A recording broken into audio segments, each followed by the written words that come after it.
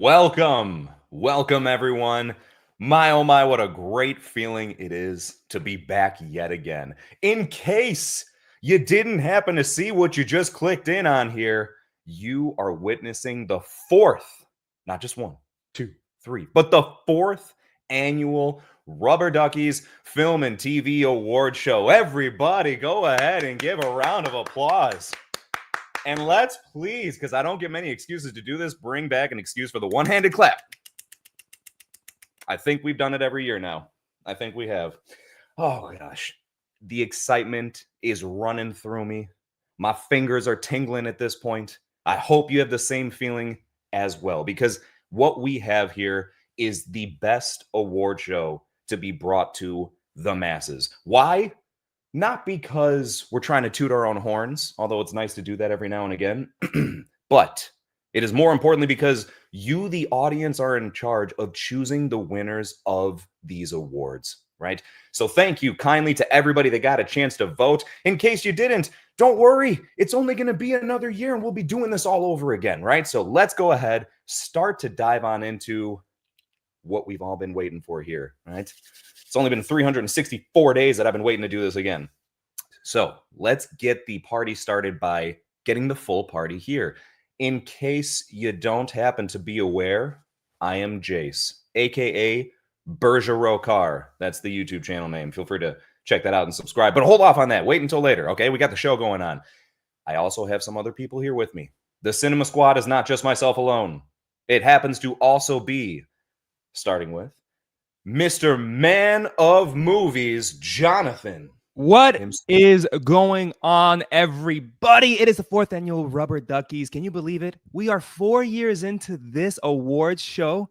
And man, out of everything else, we really did not care about Amelia Perez. 13 nominations at the Oscars. I think we win. I think everybody else wins for only really nominating it for one category here, Jace.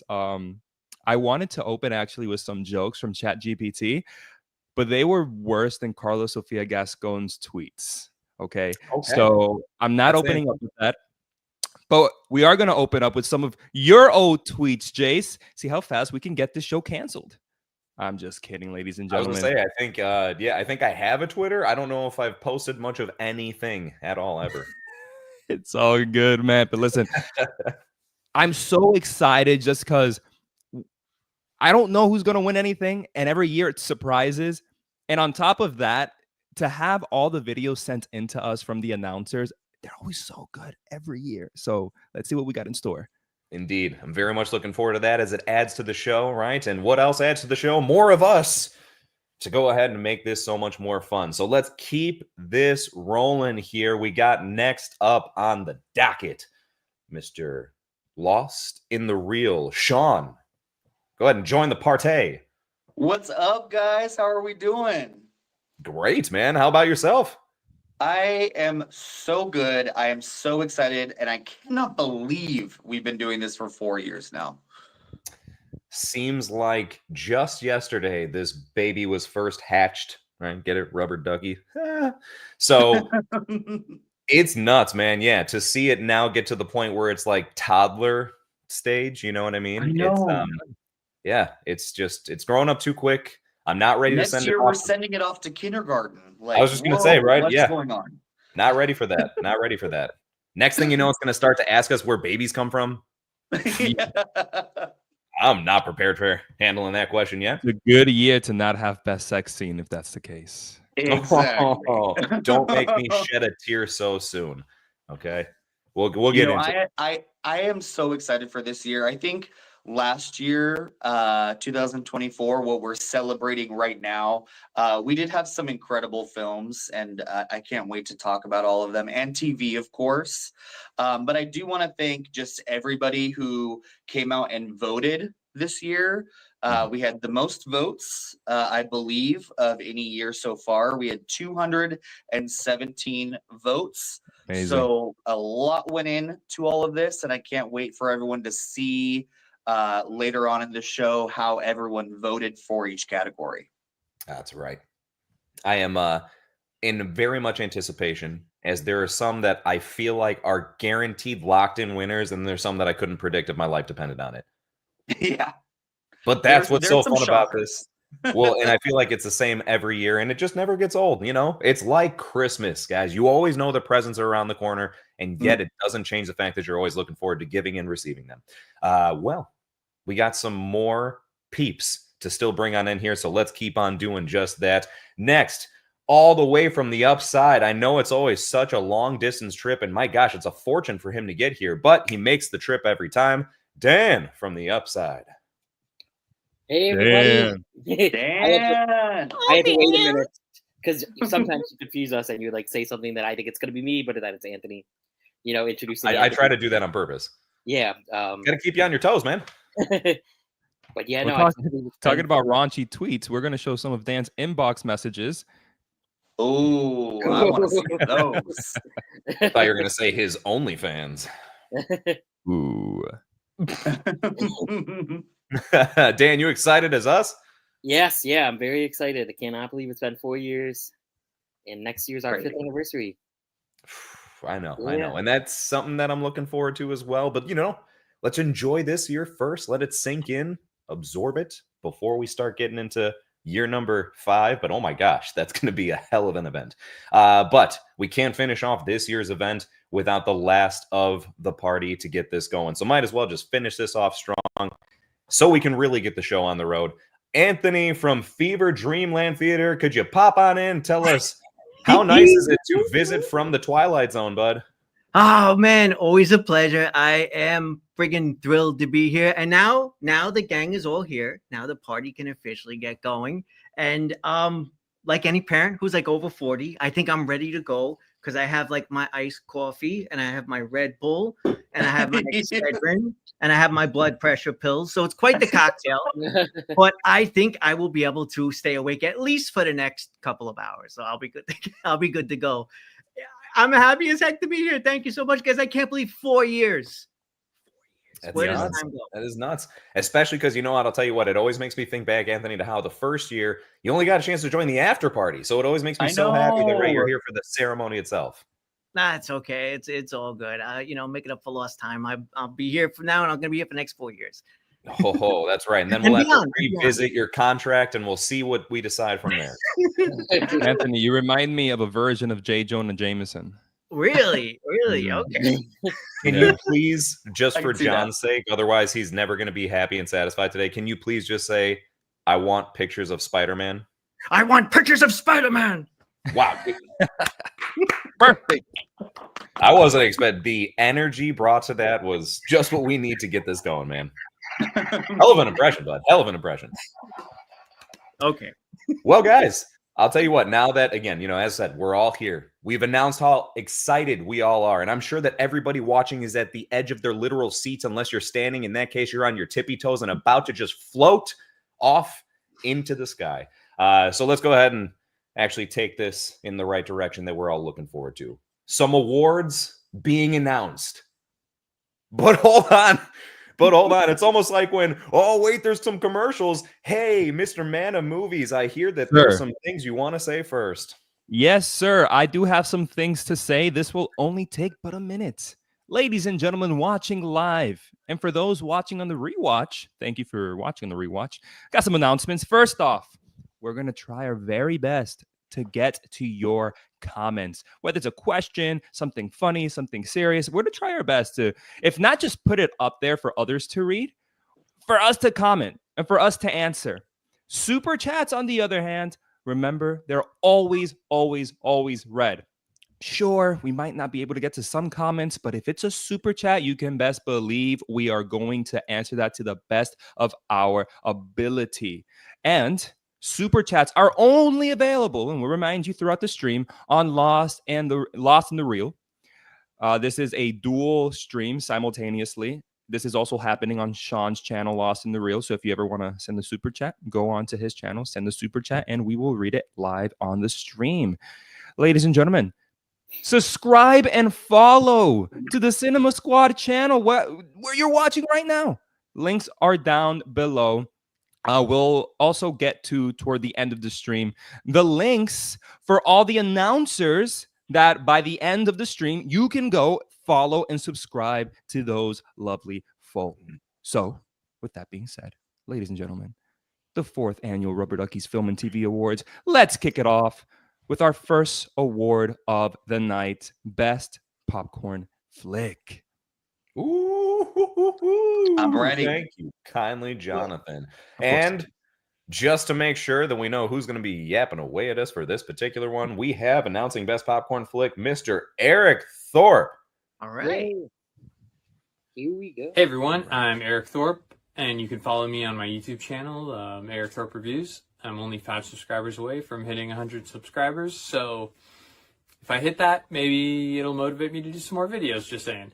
Anyways, with that said, let's get down to the nominees for Best Popcorn Film.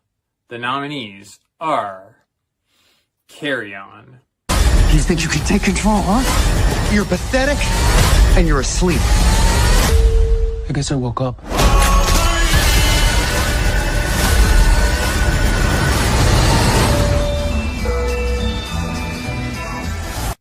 Deadpool and Wolverine.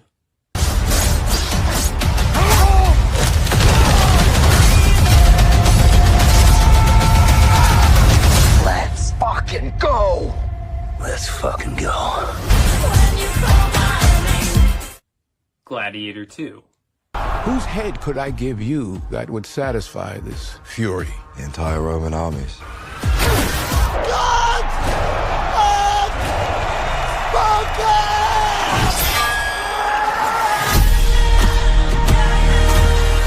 Kingdom of the Planet of the Apes. Together, you will die. No, together, strong.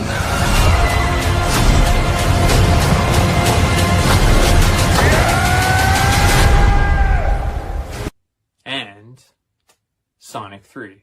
No cheat code! What did you do? What I had to.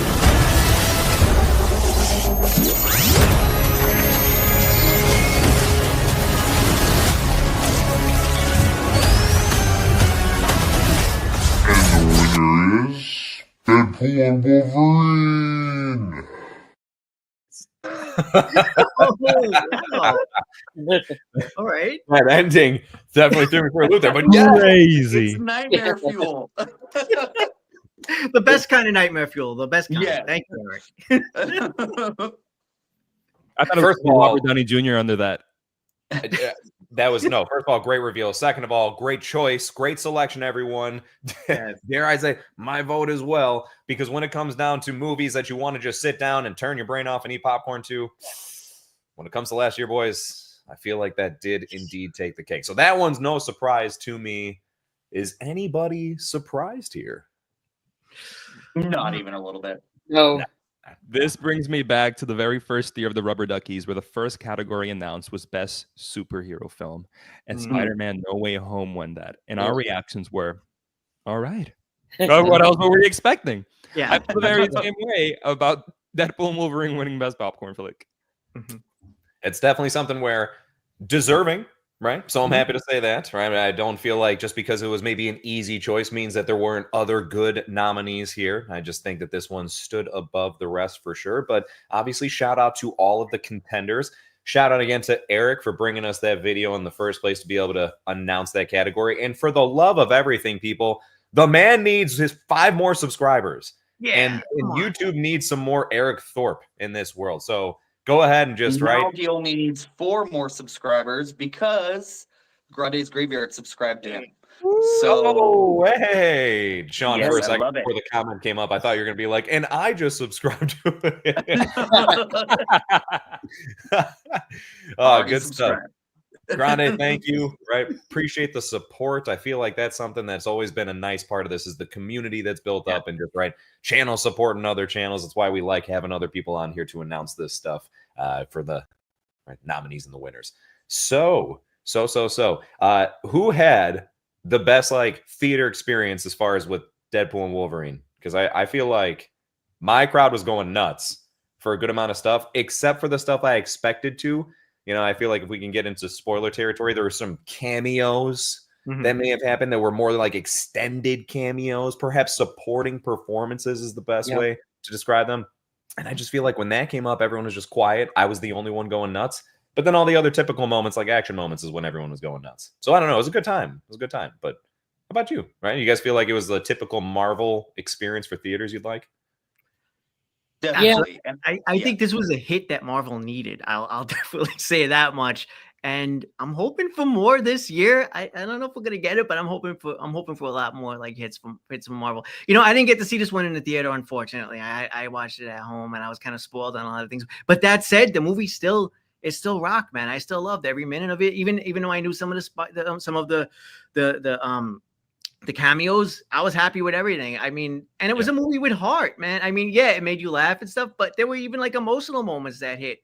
So no complaints. You know, we may live in like the shittiest timeline right now, but at least we live in a timeline where a Deadpool and Wolverine movie exists, and I think that's a good thing. agreed. Oh yeah, for sure. Yeah, man, Deadpool and Wolverine. My theater experience was big. A lot of big reactions where I was at. More than anything is, I remember going into this movie with so many theories and like fan predictions, talking to my brother and like, oh, this is gonna happen. Oh, we imagine a scene with the Hulk fighting Wolverine. Imagine a scene with Chris Evans as Human Torch, and we're coming up with the craziest stuff going, and we know that's not gonna happen, but we'll enjoy the movie nonetheless. And guess what? Not only did we really enjoy the movie, all of those predictions came true, which is insane to think that they listened to the internet and took it all into account and said, here you go. We got Superman as Wolverine. Nah, The it was like they had a checklist, and but in a good way. They had a checklist and they just hit like everything, including like comic book covers going back to the 90s. You know, with Right. Wolverine crucified. Like it was amazing to see all of that. Even Wolverine's old school brown and yellow costume. So they hit all of the major points. And it was Man. one of the first multiverse. I shouldn't say first because we've gotten plenty of them now, but one of the films in the multiversal saga that actually took proper advantage of the multiverse. Right? Notice how not every single Deadpool was Ryan Reynolds. Right? You know, like that's kind of like the point of it. Notice how we got Calverine instead of just every single, even though most of them were packaged, but not all of them. Right? So that's the point. That's what makes it fun and everything. And then to get these blend of like, you know, John, how you were saying, just Chris Evans' Human Torch to come in mixed with Elektra, you know, Jennifer Garner's, and then, you know, we got Wesley Snipes back as Blade and everything, stuff that never even happened, like Channing Tatum's Gambit. So that's what it's about. I feel like if you're going to call it the multiversal saga, you want a movie that's going to take place in there, take advantage of it. That's exactly what we need, is just a whole bunch of nonsense and fun like that. Whole bunch of surprises, right, guys? Right? Like great surprises. What are you getting at here? We need to look at some stats first. Yeah, we got to look at our stats for Popcorn Flick. Yeah, damn it. I was all thinking that was such a great. All right. Just Save the segment. Save it. Wow, 46% of the vote. Wow. So, okay, I saw a comment come up earlier about Sonic being left in a ditch. Here you go. You got proof that not quite. Looks like not quite. Kingdom of the Planet of the Apes happened to get left in the ditch. Yeah, that's surprising. Yeah. We also had a comment about Deadpool and Wolverine being good enough to be nominated for Best Picture. It is. At least on our show. Yeah. Yes. That's right. Yeah, we know how to recognize. Yes, goddamn right. So are you guys surprised by these stats at all? Well, I will say it's something where I didn't know if it would be that much in its favor. I am super happy to see that it's that much in its favor because I don't know. I think, again, deserving of it to be leaning in that direction. But, man, love that. Love that it's almost half the votes. Not necessarily because it's a bad movie or anything like that. I'm just surprised that Carry On got third place. Yeah, Me Netflix. too, John. Yeah. Over Gladiator 2. Yeah. Or Kingdom of the Planet of the Apes. I know Kingdom of the Planet of the Apes being the least was surprising to me. Do you think maybe it's because people don't see it as a popcorn flick, or do people just not like it? Maybe, I don't know. Maybe less people saw it? Mm-hmm. I think that's what you it can boils comment down down to. below. No, I think that's what it boils down to, is just perhaps a a lower audience overall, right? Just maybe not Mm. reaching the masses quite as much. Right. You know, I think you run that risk anytime that there is a streaming release versus a theatrical release. Yep. So it was a surprise, you could say. Oh, okay. Yeah, I mean, it was pretty surprising. Thank There you. you Right, go. I agree. Right, that was like, I don't know. Sometimes I'm just really shocked by that, really taken aback. Surprise, though, does seem to be the best word to use here. You know what else is really great to talk about in regards to surprises? The best surprise of the year in regards to film. Yes. Whoa. All right. So anyway, let's go ahead, jump on into this next category here, fellas. What we have being brought to us, everybody, is the best surprise being announced by Kiki from Smells Like Teen Angst. Let's go. Here we go. Surprise! Hey guys, it's Kiki from Smells Like Teen Angst, and I am going to be announcing the winner of the biggest surprise, obviously. Anyway, here are the nominees. And the nominees for biggest surprise are Hitman. My name is Gary Johnson, and my simple question for you is, who is your hitman? Oh Lord, please don't let me be misunderstood. Juror number 2. Let me just ask you one thing. Did you guys ever look at any other suspect? You know what to do. The Penguin. You know there's only one man big enough to run this city. She is the hangman. What is it you're really after, Oz? Gonna tear down the empire from the inside out. Transformers 1. Guys, that's not good. We've got these powers for a reason. Let's use them.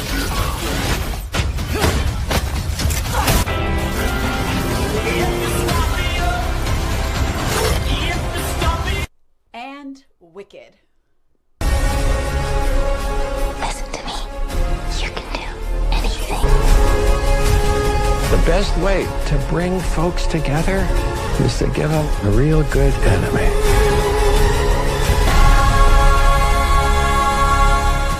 And the winner is, drumroll please, Wicked! I don't know how this was the biggest surprise, but let us be glad, let us be grateful that it won something. Anyway, see you guys in the next one. Bye! Defied gravity. Wicked. Look, I'm right there with Kiki. I got to be honest with you. I didn't see this one coming. I am surprised that this was the biggest surprise. Really? Yeah, man. I don't think this was one that, it was interesting for it to be in this category, I gotta say, just because I think that this one was, based off of something so iconic, so popular, that there was almost expectations for it to be a certain degree of good. Maybe it's surprising that it actually fulfilled a lot of expectations for people. So perhaps that's the discussion to be had. But I don't know. I was kind of thinking that there's some other things that were more surprising. But before I even bother getting into that, though, John, Sure.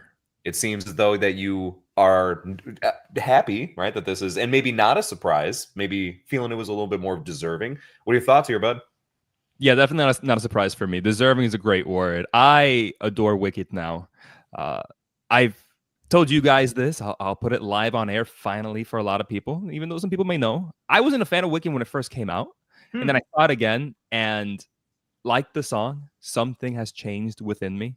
And I love this movie. I was so shocked how good it was. And then when I went online, there were a lot of people that were shocked about how good it was.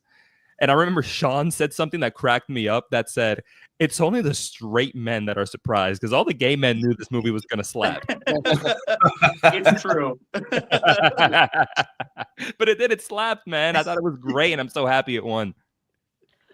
Honestly, I I was a little surprised too. And when you brought up that it should be nominated for biggest surprise, I was like, I don't know. But the more that I thought about it, the more I'm like, there were a lot of people, and like even myself who saw that first trailer and was like, Ariana Grande, Yeah. not really a proven star. Cynthia Erivo's great, but like, like they're just I was a little confused by the movie, and I didn't know if it had potential, and then to see how great it actually was, I think was the biggest surprise. Yeah, I think again that's the discussion to be had, right? Is the fact that it was pulled off as well as it was, because no matter what, even though I didn't expect it to win this, still a good movie, right? It was executed very, very well. Just at the end of the day, I think it was, again, my own personal perspective here. I look at stuff as Transformers 1, for example. Love that it was at least in this category. I'm so happy it was nominated because, my gosh, when you compare the trailer to the final product, even if it wasn't your favorite movie, even if you're not into animation too much, there's no denying that that was a surprise. I was genuinely surprised to enjoy that movie based on what was given to us prior. And then as far as Penguin, I've explained this to you guys before. Penguin is a series that I literally never, ever, when it was first announced, thought to myself, as big of a superhero dork as I am, I was like, why? Why are we getting this? Why do we need this? Who cares how great Colin Farrell was under all of the prosthetics and makeup? So what? Why do we need a whole show about him? And now I'm literally sitting here being like, dude, I want season 2. I need season 2. I need more of that because it was absolutely phenomenal. So again, right, huge shock. Didn't think it was going to be anything to talk about. Ended up being a big surprise. So happy that they were at least nominated. But nonetheless, right, happy to still see Wicked get some recognition where it's due. Nonetheless, just didn't expect it. But I'm happy to be surprised by the surprise. Yeah. Yes.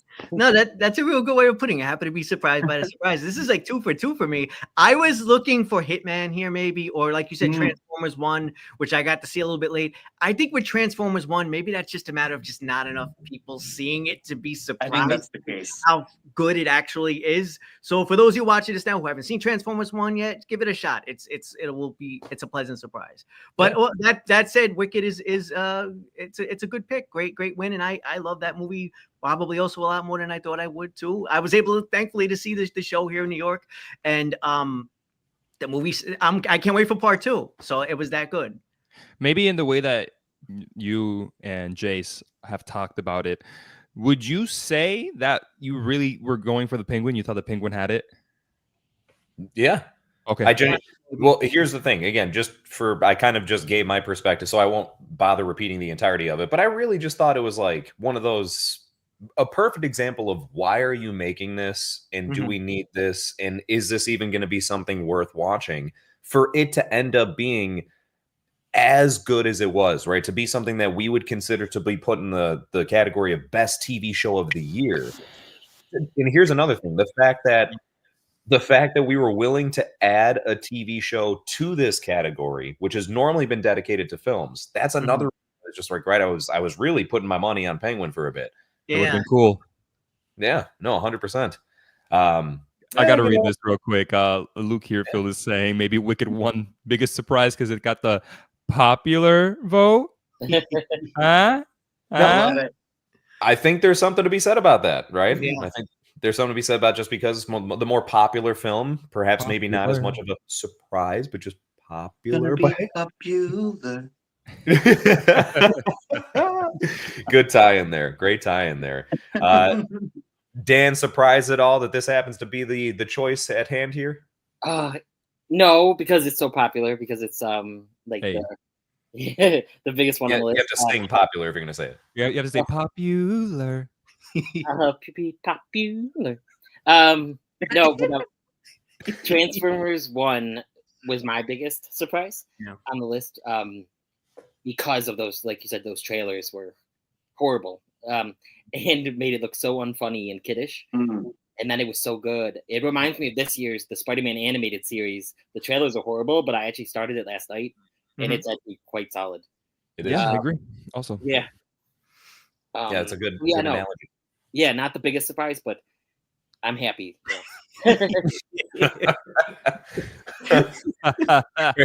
Great commentary there, Luke. Appreciate it.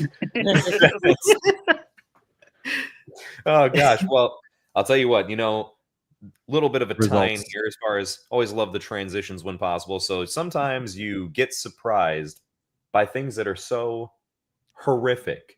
Yeah, like the Yes. results. Like the results, yeah, like the stats, yeah. I know, right? That's I just wanted to tie it into that. So let's get to these horrific stats. Yes. Hey, Don't worry, that one was on purpose at least.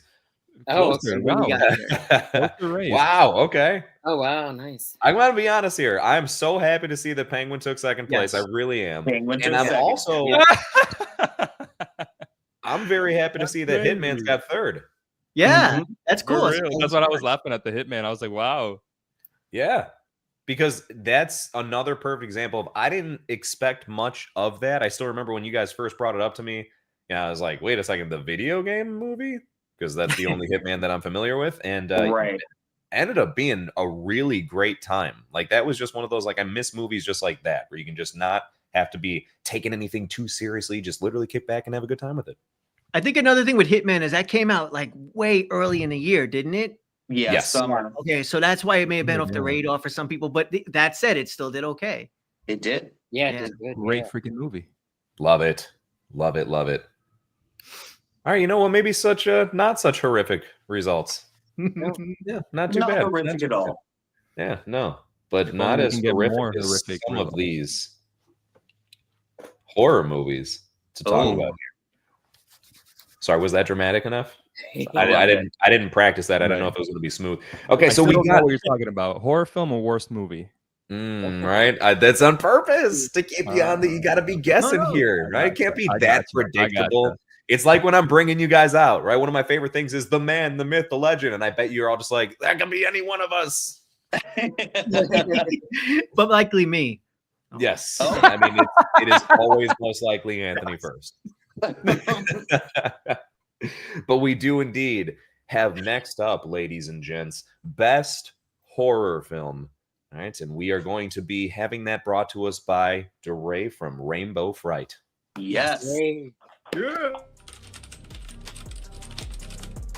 Oh, hey, you're here to find out the best horror movie of 2024, aren't you? Well, I have a ton of errands to run before it gets too late, so you're gonna have to come with me. Let's go. By the way, my name is DeRay, aka Rainbow Fright, lover of all things dark, creepy, weird. Last year was an incredible year for horror.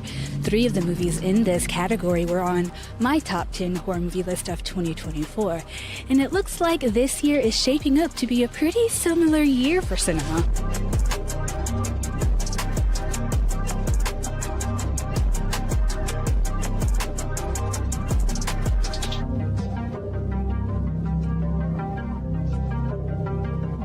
And the nominees for Best Horror Movie of 2024 are The Substance. One single injection unlocks your DNA. The substance.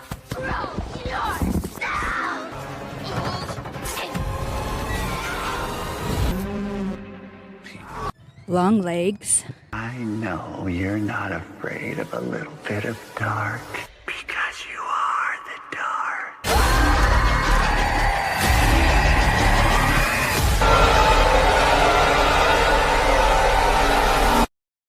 Heretic. It may even make you want to die. You will witness a miracle.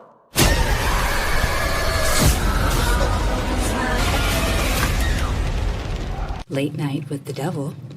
To see. You okay, Jack? It's profoundly disturbing and shocking. You get out there into midnight. And Nosferatu.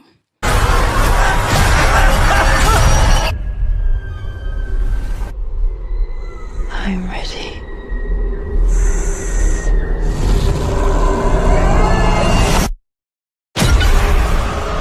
And the winner is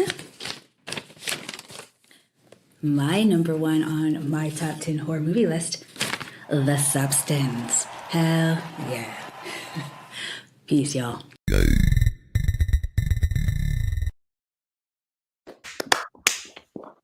Wow. Nice. Yes.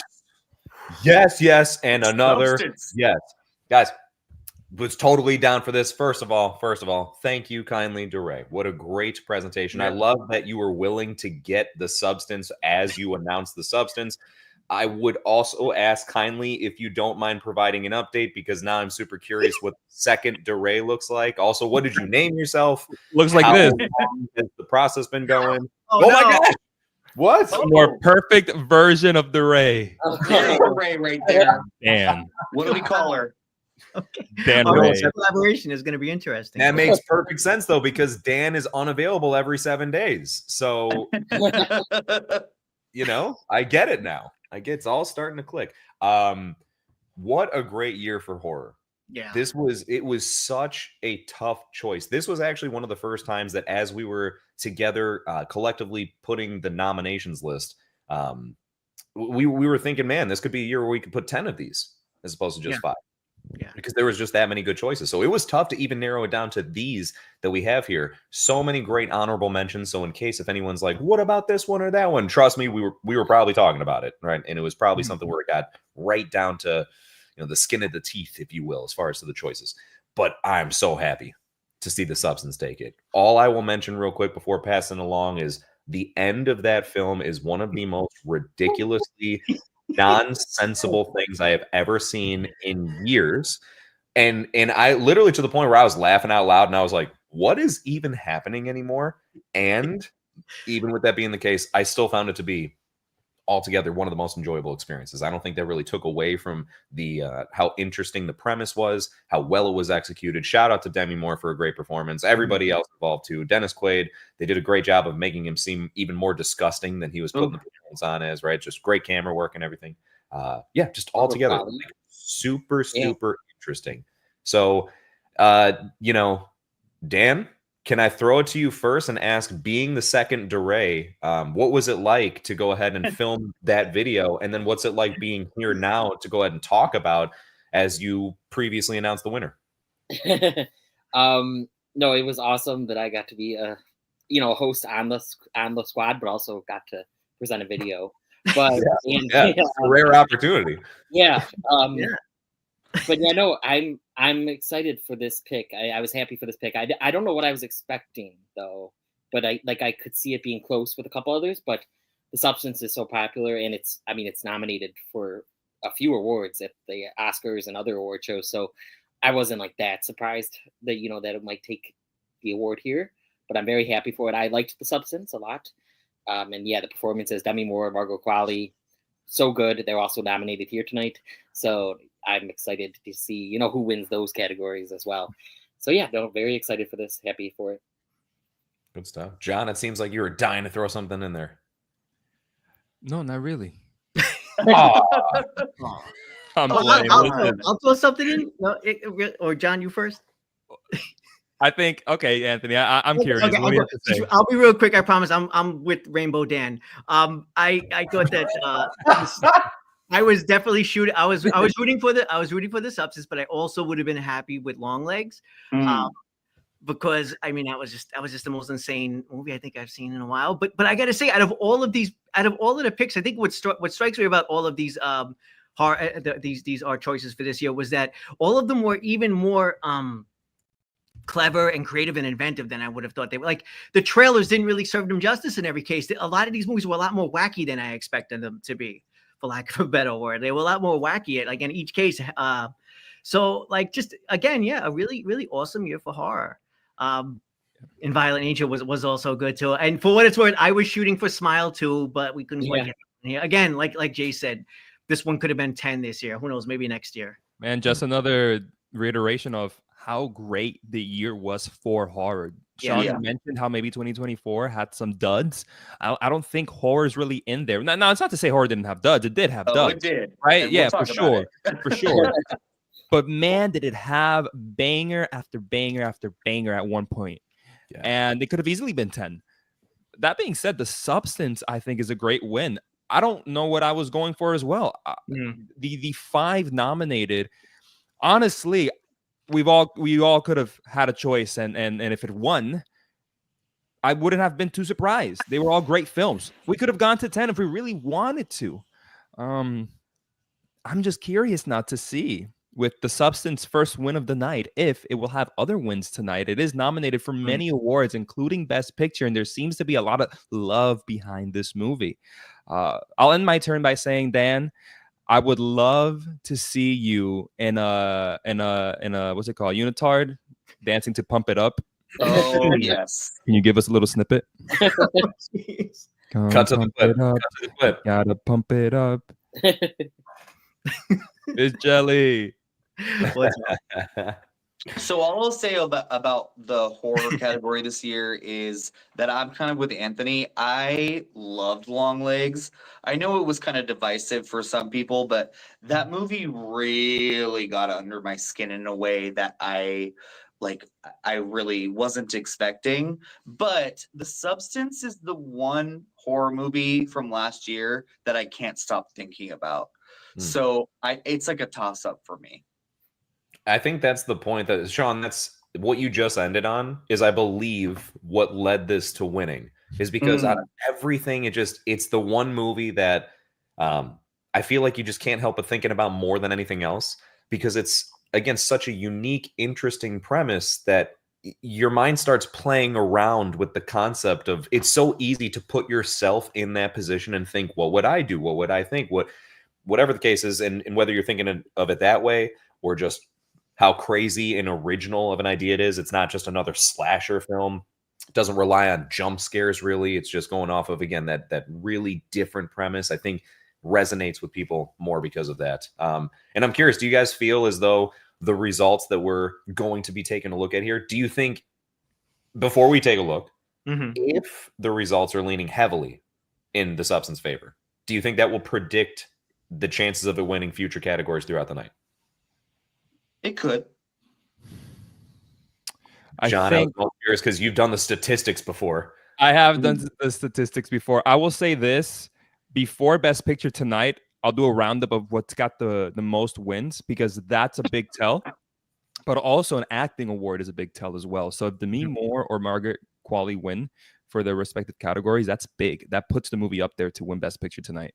Ooh, well, we shall see. We shall see. But we're not quite there yet. Thank goodness we still got you within our grasp for quite a while. And the next thing that we're going to be talking about here is something that may not be so easy to notice all the time. Maybe it's, kind of beneath the surface of just the movies that are all advertised all over the place. You might have to dig a little bit for these movies, right? Perhaps something that's hidden sometimes. Are they the stats for horror? I know, right? Am I keeping it going well? I'm going to try and keep this. I want to do it every single time. Every single time. Just to go ahead and make it be like, oh, cool. Are we getting to the next one? Nope. Commercial time, everybody. Except better than commercials. We're doing stats. We're doing stats. Let's take a look at these stats. Stats for horror. Wow. Oh my God. Dang. I'm going to make a prediction here. I'm just going to say, when I was asking that question, if anybody was on the same page of thinking that this would determine predictions of the direction for the rest of the show, I'm going to go ahead and call it. I believe that all the categories that The Substance is in, not like it's going to win every single one, but I think we're going to see a lot of Substance winners tonight. Including picture? Is that what you're trying to say? I don't know about that. That's probably the one we're right. I'm not going to as confidently say, but I think that there are quite a few that, I'll hold off until we actually start getting to those categories specifically, but there's quite a few that I think are really leaning in its favor now, and I think this is just further proof of that. Yeah. I mean, seeing this, I'm going to say the same thing. This landslide, though? Yeah. I thought Nosferatu might have been second. Yeah. I agree. Long Lake still makes sense. I'm not surprised Heretic is last, to be honest. I mean, the fact, everybody is so far behind. Yeah. The Substance here. Yeah. It's crazy. Like The Substance looks like Pac-Man. Yeah, that's literally. Purple Pac-Man. Yeah. No, it is not, and it's nuts to see that for the remaining votes that they're as close as they are, right? I mean, when you look at as far as second, third, fourth, it's not like they're too far off from each other. They're all within just 1%. Yeah. Nuts. Yeah. Absolutely nuts. All right. And you know what else is nuts? These hidden gems that we're going to go ahead and start talking about here. There All right, we so go. don't worry, we'll switch up the plan. At first, I was thinking it'd be good. I can't do that the whole entire show. That'd be way too annoying at a certain point. All right, so but let's actually start to get into this one here. Everybody, hidden gems, the movies that perhaps you don't know as much about until we announce the nominations. And hopefully since then you've gotten a chance to check them out. That's the whole purpose, is to start to put them on your radar and then pick from there, right? And we appreciate anybody that did vote for this category, even if we weren't too sure what was going on there. But please, right, take this as the opportunity to be like, put those on your list. Make sure you get around to them. Without further ado, everybody, we happen to have film freak Becky that'll be helping us announce the best hidden gem.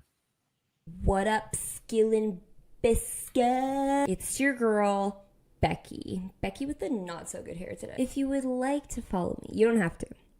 But if you would like to follow me, my channel is Twinkle Twinkle Productions. My channel is random and talks about film and TV stuff. So if you like that, go ahead and watch. Tonight I will be presenting the award for Hidden Gem. Definitely some amazing films that have come out this past year, and these are the beauties. These are the beauties that go under the radar that people don't typically talk about, and hopefully you have noticed. So without further ado, here are the nominees. Daughters, directed by Angela Patton and Natalie Ray.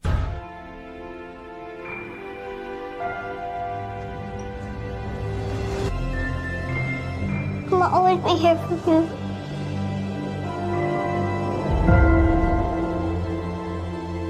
you. Stop Motion, directed by Robert Morgan.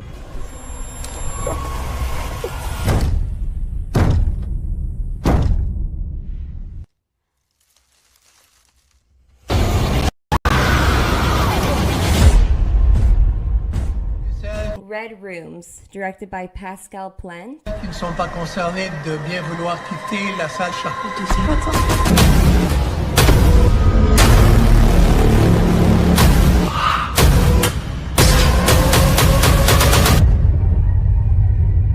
Strange Darling, directed by J.T. Molnar. How did I get so lucky tonight? I know it isn't true. And What You Wish For, directed by Nick Tomney. Make the dessert, Jack.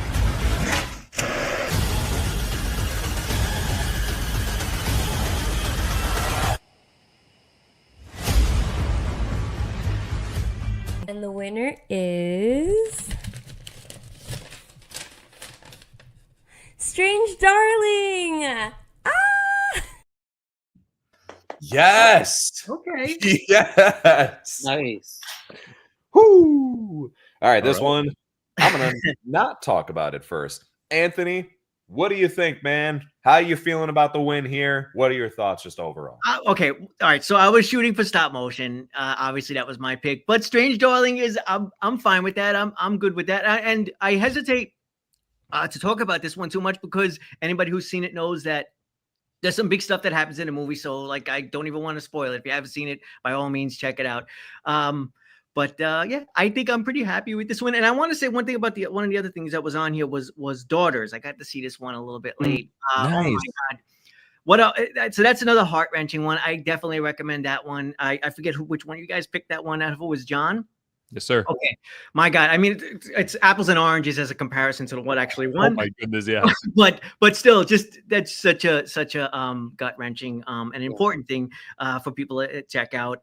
And Red Rooms was disturbing too. So I mean, I could talk about a lot of these, but yeah, I'm happy with the win. I'm happy with the win, and I won't say anything about it for those who haven't seen Strange Darling just yet. By all means, check it out. Yeah, the same goes for What You Wish For. Don't go in with knowing little to nothing. I put that clip together and I was even nervous. I was like, I didn't want to give that much away. But yeah, it's really good. They're all these are really good. Daughters I liked a lot. All of these are really good. I'm not surprised by this win, but definitely go in blind if you haven't seen Strange Darling yet. And I agree with Rainbow Fright. I'm glad that we got a lot more horror and thriller in this category. So we can showcase horror and thriller more than just in the horror category. Mm-hmm. Yeah. Sean, with this being your favorite category, right? Yes. Yeah, baby. How do you feel as far as with the just not the results, but then also like the nominees that were picked and everything? You know, do you think this was a good year for hidden gems? And then overall, right, happy with the choice?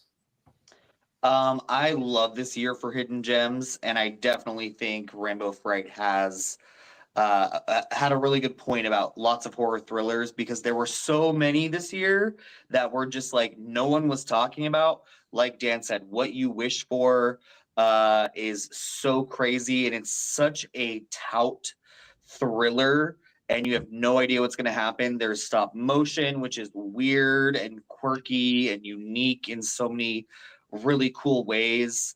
And then Daughters, like heartbreaking, such an incredible documentary, one of the best documentaries I've seen in years. Yeah. And then Red Rooms, to me, is like the movie I have not stopped thinking about at all. Like I think about that movie on the daily. Like that movie is so messed up, like in such a psychological, crazy way. And I really hope people check that out. But Strange Darling, the winner. Yeah. Strange Darling to me is just such a fun, unique Tarantino-esque, vibrant, outrageous film, and I love it. And I don't know, all five of these movies, this category is here so you guys can find some movies that you might not have seen that will really surprise you and excite you, and that you can talk about with your friends. So I hope everyone checks all five of these films out. Definitely. John, how Sure. you feel? That's how I feel. That timing was impeccable. Man, I'm happy. Strange Darling was truly a hidden gem, but even though it wasn't nominated for it was also a big surprise when I first saw it. I saw it with my wife, and my wife also really loved the movie. She came away thinking about it a day later, talking to me about it. It's one of those movies, just the way that JT Molnar was able to construct that story. Yeah. It's almost like Christopher Nolan-esque for Memento all those years ago. It's so smart. It's so unique. And I think that's what got it the win here. It's not just that it's a good movie. Obviously, good movies win. But it's because it's an original, unique way of telling this story. Because if it was just done in a very generic way, I won't give too much away, it probably just would have been a good thriller. But because it's done the way it is, now it's original. Now it's different. Now we want to award it something. And that's what Strange Darling is, man. Really good. I actually have been following Willow Fitzgerald since her Scream TV show days. Wow. Yeah. So she was great here. I'm sure that I'm sure there's a bunch of people watching right now that just remembered that existed as soon as you said that. Like me. Like it kind of just went into my mind that's why I said it, because I forgot about it. So well, I'm on a very similar page. Oh, sorry, John. Go ahead. My bad. You're good. No, I was gonna say like the other nominations were crazy good. Red Room, another great horror thriller of sorts. Daughters, forget it, bro. I was a ball of I was a mess after that movie. A mess and a half. Just some good nominations. I'm happy Strange Darling won Best Horror Part 2. Basically, yeah. That is essentially what this feels like, but in a cool way. Plus right? one documentary. Yeah, sure. I love that shot. Very fitting titles, both of them. Yeah, I gotta say, I'm definitely happy this one took the win. Although all good hidden gems, this one took the cake for me for sure, without a doubt. As we keep tiptoeing around certain things to not ruin much, one thing that I will at least dip my toe into the water of to explain my perspective is the out of order storytelling was almost unappealing to me at first. Like as I was first viewing it, I remember thinking to myself, I kind of wish that they weren't doing this because, it's making it difficult to fully grasp as like, okay, what's going on? Point being, you realize obviously there's a purpose to that. And it's definitely something that by the end result, once you've realized and stuff, more stuff kind of, is connecting, right? The dots are connected and everything like that. You appreciate it that they took it that route. So I am definitely in huge favor of the fact that this is the winner, also a vote of my own. Right. So love that happened to take it here. And man, I'm super curious as far as what those results are looking like. Yeah, let's see the results. Okay.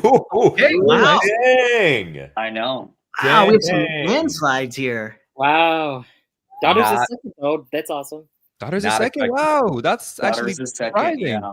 That's surprising. I'm not surprised What You Wish For is last, though. But I know, because no one knows about that movie. yeah. Yeah, man. Yeah. Honestly, I do have to say Strange Darling is the one movie from this list that actually got a bit of a theatrical run. So I do understand this this rating because the other four definitely were very, very under the radar. Yeah. So it's like a popularity thing coming into play here a little bit, you think? Or most, not really popularity, but more like I know about this film. So I'm Okay, gonna look familiarity, I should say. All right, gotcha. Yeah. Yeah. It's familiar. That's stupid. Yeah. It works. It works. All right. It's No, all good. but yeah, definitely a little bit of a landslide. Was not expecting that whatsoever. Because, you know, I mean, happy with the choice. Just didn't expect it to be so much in everybody's favor. But love it. Absolutely love it. But you know what some people don't love? The worst of things, fellas. When stuff is just the worst of the worst. It's not just bad, it's just it's the baddest of the bad. Where you're just, why did I even have to waste my time with that? So much so to the point where when you see it, for some odd reason, you feel the need to subject other people to your pain. You're like, no. You smell this? It's horrible, but I need you to experience it as well. You have to deal with this torture. I can't be the only one that's going through this. Yeah. There's something Anyway, about here are your nominees for Best Picture. yeah, right. There's something about that experience that is horrible as it is. It's almost like nice to be able to connect in that way. So let's just see how well we've connected amongst our choices and whatever the overall pick ends up being for the worst movie of the year. And for this particular one, we happen to have it brought to us by D Movie Man himself. Yay.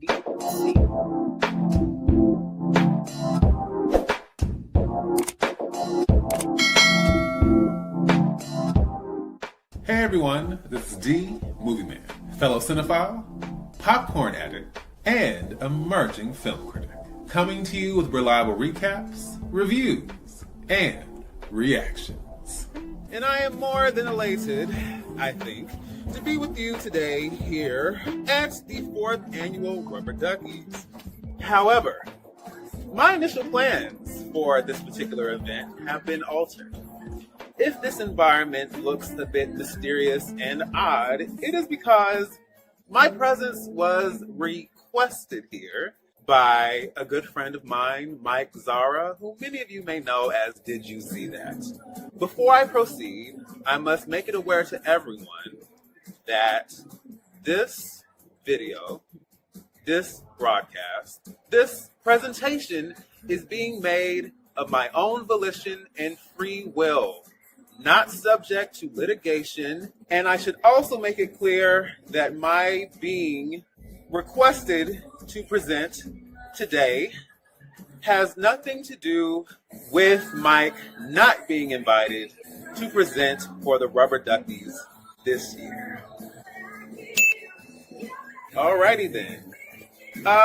Getting back to what we're here for, which is a celebration of cinema. Yes, cinema. It's a world full of magic, full of wonder, full of cinematic atrocities that make you truly despise every drop of overpriced gas you've spent in order to see them. But I'm not bitter anymore. In fact, I am here to present the award for Worst Movie. Boo! And the nominees are a horror film whose sole horror lies in its showcasing of incontinence, complete with feces, urine, and toilet montages galore. The front row. This is my house. Being cooped up with a newborn and a mother-in-law can drive anyone crazy. Help Next, a disastrous DC sequel that helps us understand that if society can fail Joker, so can cinema, Todd Phillips, and Warner Brothers regarding its audience. Joker, fully adieu. It's okay, baby. Let's give the people what they want.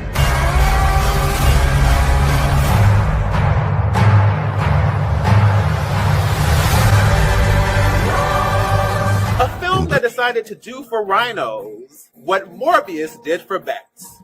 Where's PETA when you need them? Craven the Hunter. Embrace who you really are, son.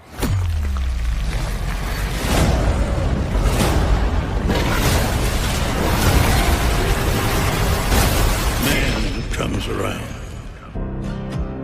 When the man comes around. And now a film that said, we want to provide equal opportunities for women, which means giving them their very own chance to headline yet another Sonyverse setback to terrorize and demoralize comic book lovers all around the world.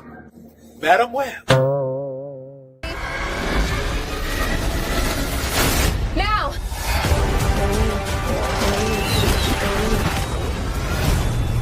You're showing off. Maybe a little. And last and absolutely least, a film that offers more horror humiliation in the form of a haunted swimming pool.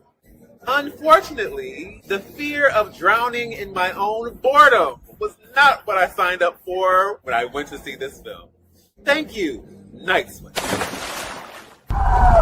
There has to be some way to stop this. Marco. Elliot!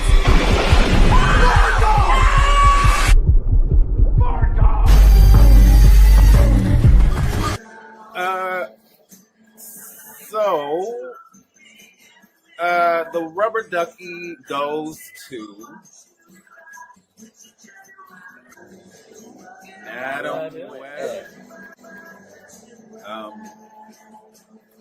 Congratulations.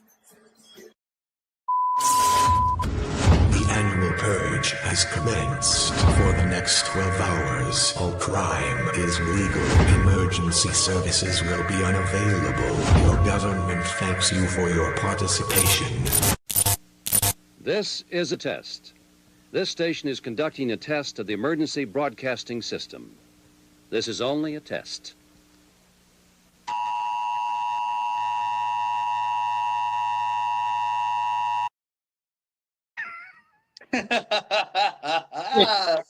Wow. Movie Man. Yeah. Nice. With special cameos by Mike and Anthony Perez. Yes. Very nice. I'm glad we don't live in a universe where Madam Web actually came out. Exactly. So the purge is in effect right now, right? I think so. Oh. I don't know. I just want to start punching the camera or something. It feels like violence has to commence. Well, some horrible choices to have to go ahead and choose between, right? My gosh, it's like, here's a couple of bowls of feces. Which one do you think smells the worst? I know that it is definitely something that could be spoken about, that this is a matter of opinion. Let's make sure that's crystal clear here, because I already know that for some people watching, one of the thoughts going through their heads is, this movie doesn't deserve to be in here. All right. So I just want to say, yes, it does. And second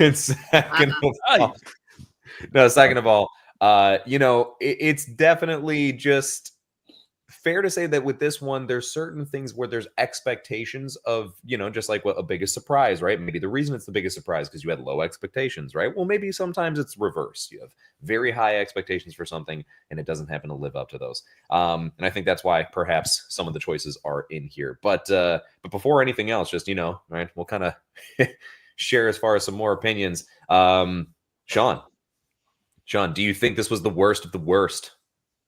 No, because The Front Room is literally one of the worst movies I've ever seen in my life. Is that the movie where like the demon grandma talks like, "I can smell your coochie"? No, that's Is that the front room? no, that's no, another that's the Deliverance. one. Deliverance. Crazy. On That's Netflix. real too. But the Deliverance, at least the first half was decent. Yeah, the first half of the Deliverance is okay. Like the I front liked room, it. this I was- entire movie is such trash, and like Brandy deserves so much better. This Yeah. movie is just like literally, this woman is pooping the whole entire movie.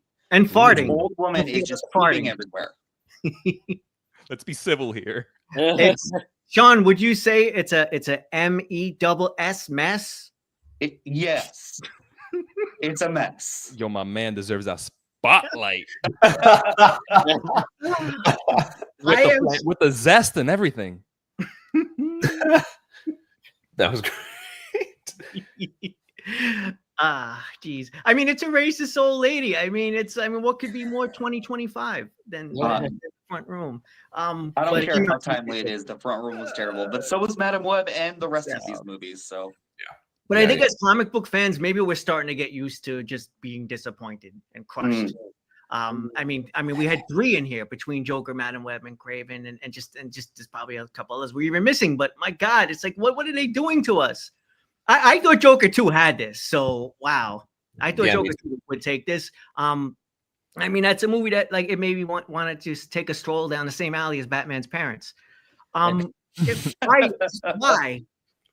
did they go with the musical route? And I was willing to give it a chance, but even that said, it just didn't come together for me. But whatever, it is what it is. So this was the one chosen, and we have to live with it for better or worse. I'm willing to throw this out there. I actually thought for at least a decent chunk of the movie, maybe the first 45 minutes or so, I didn't really mind the musical elements. I wasn't really as off-put by them as I was expecting. Now, maybe that's because I went in with like 0 expectations. I just think it eventually turned into a bunch of unnecessary additions. They did not build upon anything in particular. They were just there for the sake of being there. Did they look nice? Sure. Did they sound okay? I mean, you got Lady Gaga, and I give Joaquin Phoenix as much credit as I can for trying. But but overall, it wasn't a really good choice as far as the direction. I agree with that, and I do believe that somewhere on the cutting room floor exists a good version of that film. I really do, or at least better than what we got. Because if you notice, even within the clips that were shown, there's parts that are not in the movie. Them doing that thing where they're kicking their way down the stairs together, that's not in the film. Right. So I do wonder as far as how much extra stuff was shot and if that was pieced together accordingly, if perhaps, right, we would be ending up with something that would be better than that. And then the only final thing I'll say is I hate that ending with a burning passion. I think that is something I'd love for that to be a cool alternate ending on, like, if you got like the Blu-ray and you wanted to go ahead and check out the special features and everything and be like, hey, here's an alternate ending to the film. That's the only other part where it's just like, why would you do that? That's where you turned everybody against you. And maybe they did that on purpose. But even if they did, it's very tough for me to fully respect that. Yeah. I am very curious as far as what the results are looking like with this one, just because I was not expecting it to lean in this direction. I'm not too surprised, right? But I also just didn't think this was going to take it. So what are the results looking like? Yeah, let's see. Worst movie. Wow. It was close. Oh, it was. Joker at 2. Oh, wow. Now that, at least I'll say this, as odd as it may sound, I'm like kind of at least a little relieved to see that it was that close to taking it. Yeah. And the front room people just probably didn't see. Exactly. Which For is good great. reason. Which is great. Yeah. Yeah. Even not do the same thing. A lot of people probably didn't even see it. And Night Swim really could have been any of the Blumhouse movies except Speak No Evil last year. So it could have been like Afraid, it could have been Imaginary, and it could have been in the worst film. But yeah, no, I'm not surprised Night Swim's higher-ish. Okay. Well, all right then. Here we go. The rest speaks for itself. Can I read some lines from Madam Web? Please do. I Trailer think we would all be honored. Right. Trailer and film. All right. That man is Ezekiel Sims. He was in the Amazon with my mom when she was researching spiders right before she died. My favorite. Let's see. They're teenagers now, but in the future they have powers and will try to destroy me. Let's. Oh my When you god. take on the responsibility, great power will come. Hmm. And the No. best one, the best one. And you know the best thing about the future? It hasn't happened yet. It's a good thing. No. It's a good thing I'm wearing these because a single teardrop is falling right now at the beauty of the fact that someone managed to actually come up with that is just mesmerizing to me, honestly. And it just goes to show as to why they are professionals in their field. It's a good thing someone got paid more money than you probably think to write that. Isn't that great to think about? Let that sink in, everybody. Someone got paid an absurd amount of money to write that. Yep. Moment of 100%. silence. Well, I'm sorry, that was the moment of silence, but you get my point. The fact that Sony's doing this just to keep the rights to the Spider-Man character It's terrible. is crazy. Like, it is such like an American thing to do. Well, and then for the CEO to come out and say, like, you guys just don't understand our movies or whatever he's trying to say. He says something along the lines of like, people they're trashing it because people don't like it, and it's like, what? Well, you're making crappy movies nonstop. Like, and I think that's why Madam Web got picked, because not only did Sony come out with one horrible movie, they came out with two. So it's like picking the lesser of two evils. Even three, technically, if you want to count I did them it. three. Yeah, Dan, I don't like Venom either. Yeah. Oh yeah. There you go. Three of them. It was the most entertaining, but it just kind of happened. You know? But I mean, as long as Sony retains those rights, we'll always have some nominations for this category. So, yeah, thank you, Sony. Yeah. Looking on the bright side, best Yes, horror film part always- 3. Always look on the bright side of life. We should sing that. Let's go. Ready? Always try to be on the bright side of life. Wow, that was such a Joaquin Phoenix way of singing that. I mean, that's what you get for me being that version of the Joker for Halloween, right? Just a resonating factor. It's just, when you become that character for so long, part of it just sticks with you. You know what I mean? That's what you get from method acting. Yes, lesson of the day. All right. Well, folks, I think it's one of those moments where just like itching for a next category here.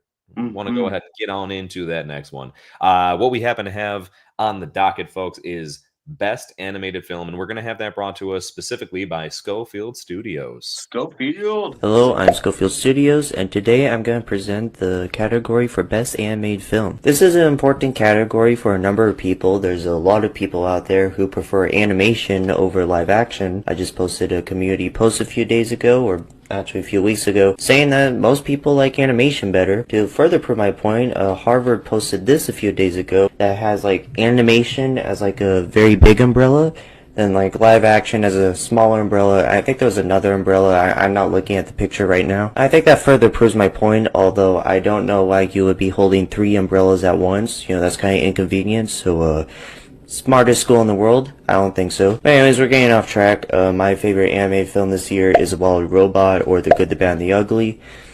That's an animated film, and it came out this year. But we're getting off topic. Here are the nominations for Best Animated Film. Flow.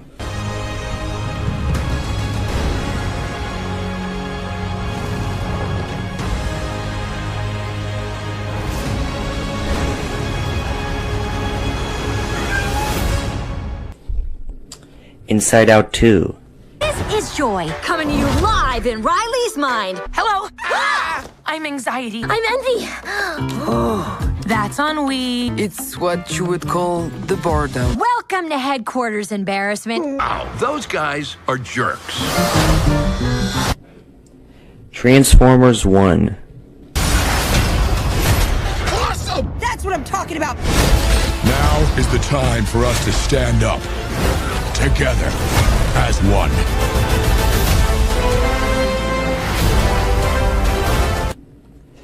Wallace and Gromit: Vengeance Most Foul. Good grief, it's you! Again!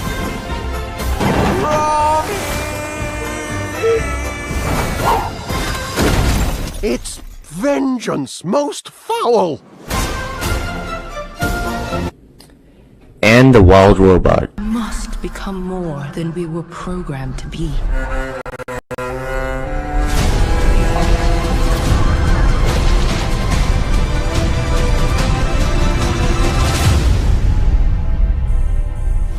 And the winner for Best Animated Film, I need to make an envelope the next day. Man, what the hell is this? You just like gave me a folded piece of paper. I thought I was getting an envelope. Like this is just, you know, I think I deserve a apology, you know, live on stream, but I'm just saying. And the winner for the Best Animated Film of 2024 is The Wild Robot. Oh! Yes! Yes! Yes! Oh, That's man. good. I'm a little shocked in the best of ways. And I guess let's also get this out of the way. Schofield, we're so sorry. You should have had an envelope. It should have been yellow. Why that's not the case, I don't know. giving you the Someone spotlight. will be fired. I guarantee you someone will be fired. You. We got you next time, bud. We got you next time. Poor Dan. There you go. Right? Little subliminal messages to who we may be letting go of there. Dan, come on, man. Come on. You were sending out the yellow envelopes. You had one job. It's all right. We forgive you. It's okay. Yeah, No, really, Schofield, thank you as far as for the announcement there. I don't know about you guys. Definitely had me cracking some laughs. I love that guy's humor. And with this, to jump back to the choice itself, I'll just instantly throw out there. I was so back and forth this year, guys, on Inside Out 2 and The Wild Robot. All good picks, of course, but those two in particular for me really were just like neck and neck for the entirety of me going through the choices of the picks. And I kept thinking to myself, I got to go back and change my votes. No, I should go ahead and leave it. No, I got to change it. I didn't expect Wild Robot to be as great emotionally, you know, as deep as it was. And I don't know, Inside Out 2, I'm not going to say this is making it lesser in my choice, but I was expecting it to be really, really good because I liked the first one a lot. So with that being said, I did kind of want to see the Wild Robot take it. So I'm super happy that ended up being the choice. What a great film. If you haven't seen it, no matter how you feel about animation, definitely watch that movie, as well as the rest, of course. But this one, I think, definitely deserved the top spot. What do you think, Anthony? Hey, well, first of all, I want to say hello. What's up to Rick? Haven't seen him in a while. Ricky. Good to see you, bro. Good to see you. So good He's a star now, man. He's a superstar Yeah. now. I know. Doing big things. We're very, very happy for you, Ricky. This category was awesome. There was a lot of great picks here. Much like horror, animation had a great year as well. Wild Robot, Inside Out 2, Flow. I was a big fan of Flow. I saw that one a little bit later, but I was shooting for Wild Robot. I was rooting for it. I'm very happy to see it. I'm very happy to see it win. We got to see that in the theater too. It was a fun theater experience with the family. So no complaints here. Awesome pick. Sweet. John, how about yourself? I love The Wild Robot. It was far and away my favorite animated film of the year, and it won, and I'm so happy that it won. It's totally deserving. What a great film. It's directed by, Sean, correct me if I'm wrong, but it's Chris Sanders, who is such a big name in animation, and I think this is a year where he finally gets his due for all the great films he's made, and hopefully this translates to Oscars because, guys, I'm the stat man. Obviously, stat man being. Anyway, I'm crunching the numbers here. We have never correctly predicted animated feature for the Oscars, the Rubber Duckies, that is. We haven't? No. Oh, no. Come on, man. Come on, we're slacking. Hopefully this is it, right? That means the Oscars are making the wrong decisions. 100%. That's a fair thing to throw out there as well, right? 100%. That's kind of why we're doing this. But I think we're breaking that curse this year because The Wild Robot has to be that film that is just undeniable. You know what I mean? Yeah. Yes. Yeah.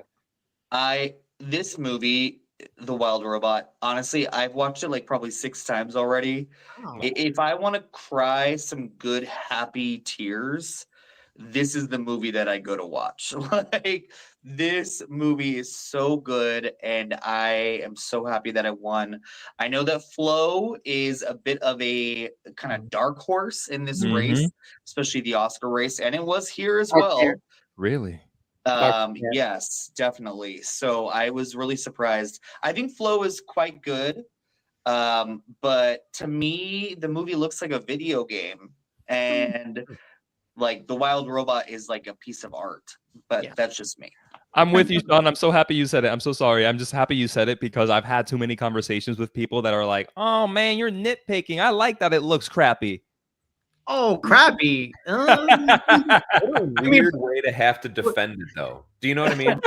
Like, if you were really defending it, don't you think it should be like, I can appreciate the different approach that it has, and if it seems or appears a little bit more simplistic, I kind of like that because it adds to it in this way, as opposed to just being like, you know what, it's shit, but it's shit that I like. I don't know. For Anthony, me, what are you gonna say? There's a game called Stray, which I'm a big fan of, and I've seen online a lot of people compare it to that, and I happen to like that look, but I get it. I get the criticism. Fair enough. I was happy with it. I thought it looked great to me. Yeah, I like the look as well. I like to each his own, totally. Yeah. Yeah. Inside Out 2 is my favorite animated film of the year. But the Wild Robot is the one that I told Sean this. I think the Wild Robot should have been nominated for Best Picture at the Oscars. Yeah, I'm with you. Yeah, that's how good. So I do understand why people like it better than Inside Out and all that. Yeah. Just personally, I like Inside Out more, but I love the Wild Robot as well. Yeah. Sure. No, awesome, man. And yeah, I'm right there with you, right? Obviously, it's how I was starting my thing off. Echo those sentiments. So great sequel. Great sequel. Honestly, hope that they consider as far as a third Inside Out. That'd be really cool. Mm-hmm. And then wasn't there that spin-off series? That's like I haven't seen it yet. I haven't watched it yet. But yeah. All right. Well, good stuff. I mean, something that I hear good things. So, how about them results? What is it looking like? Let's see. Oof. Wow. Okay. Flo, look at Flo. Wow. Yeah. It's up there. It's up there. Yeah, honestly, honestly, that's a dark horse. And I will say during this race that there was a time that Flo was winning. Wow. Yeah. That is surprising to me. It wasn't until probably the last week of voting that Wild Robot really started gaining its win there. It's lead. Yo, people, we must be tripping because the voters did not like Transformers 1, apparently. I think it's a matter of categories I was nominated for. Maybe nobody people watched it. Yeah, exactly. I think it has. I think a lot of people didn't give it a chance. Yes. I'm surprised for our award show, at least Inside Out 2 is not second. Yeah, that's 100%. That was my biggest surprise. I was not expecting Inside Out to be down lower than another film. I was like expecting it to take first. But I thought if it was going to lose to the Wild Robot, I thought it would be like really, really close to the second spot. This is a shocker for me. Mm-hmm. Yeah. Yeah, I was kind of shocked the whole way through. I'm like, really? Flo's gonna win? Like, I mean, not that I did. I liked the movie more than John, but like, I definitely love the Wild Robot so much. I was surprised how much love there is out there for Flo. I mean, heck, that's why we're doing this, right? Again, to kind of as far as what's the audience really thinking, because if that's what the people feel, that's what the people feel, and that's a cool one to see. All right, I was definitely, again, just not expecting that whatsoever. So pleasant surprise, but none the more even happier that still Wild Robot ended up taking it, especially in that last little, I guess, lap of the race, if you will. Mm-hmm. Well, I mean, with that being a pleasant surprise, glad that we ended up getting a chance to see that one take the cake. But we now move on to more things that are just for a little bit, giving TV that spotlight that it deserves. This is a film and television award show. So to kick off our love towards the TV category, we happen to have the Best Supporting Performance brought to us by Grande's Graveyard. Hey, Grande. Howdy, folks. Hello and welcome to my graveyard. I am your host of the evening, the Cemetery Man from Salem, Mass. Always taking names of kicking candy ass, live in a living color here with you only on the 4th Annual Rubber Duckies Film and TV Awards Show. Yes, another year. I'm back. I'm super humbled and honored. Thank you to the Cinema Squad, Sean, Anthony, such cool guys. All of you, just thank you so much for having me back on to present another mysterious award. Yes, we have an actor or actress's name in the envelope of secrets, and tonight we will unveil it. So without further ado, why not reveal the award that I'm presenting here? And it is for Best Supporting Performance on a TV Show in the year 2024. We've got 5 nominees, but there can be only one winner. and we're going to find out who you, the fans, voted in right here in the secret envelope. But first, the nominees. The nominees are Patty Lupone for Agatha All Along. Of course you will face obstacles preceding a potential windfall. You must overcome all to reach your destination. What, no snide remarks? Kristen Milioti for The Penguin. I am a Gigante, and this is a new family now. What are you doing? A family that will not treat you like cannon fodder in a fruitless war against the Maronis. Harrison Ford for Shrinking. Road's gonna get tougher and tougher, but I do know that I'll get through it. Because of everyone in this room. Jessica Gunning for Baby Reindeer. Who was it? Martha, can you let go of my hand now, please? I want names. Martha, please. Names. Martha, please. Names. Martha, please, let go. Don't you dare! And Tadanobu Asano for Shogun. 暗示になるがならならば共にお願いできますれば教越至極に存じまするしからば明日 5 wonderful nominees. Unfortunately, there can be only one winner, and we're going to find out who it is. Drum roll, please. Ba-ba-da, ba-ba-da, ba-ba-da, ba-ba-da, ba-ba-da.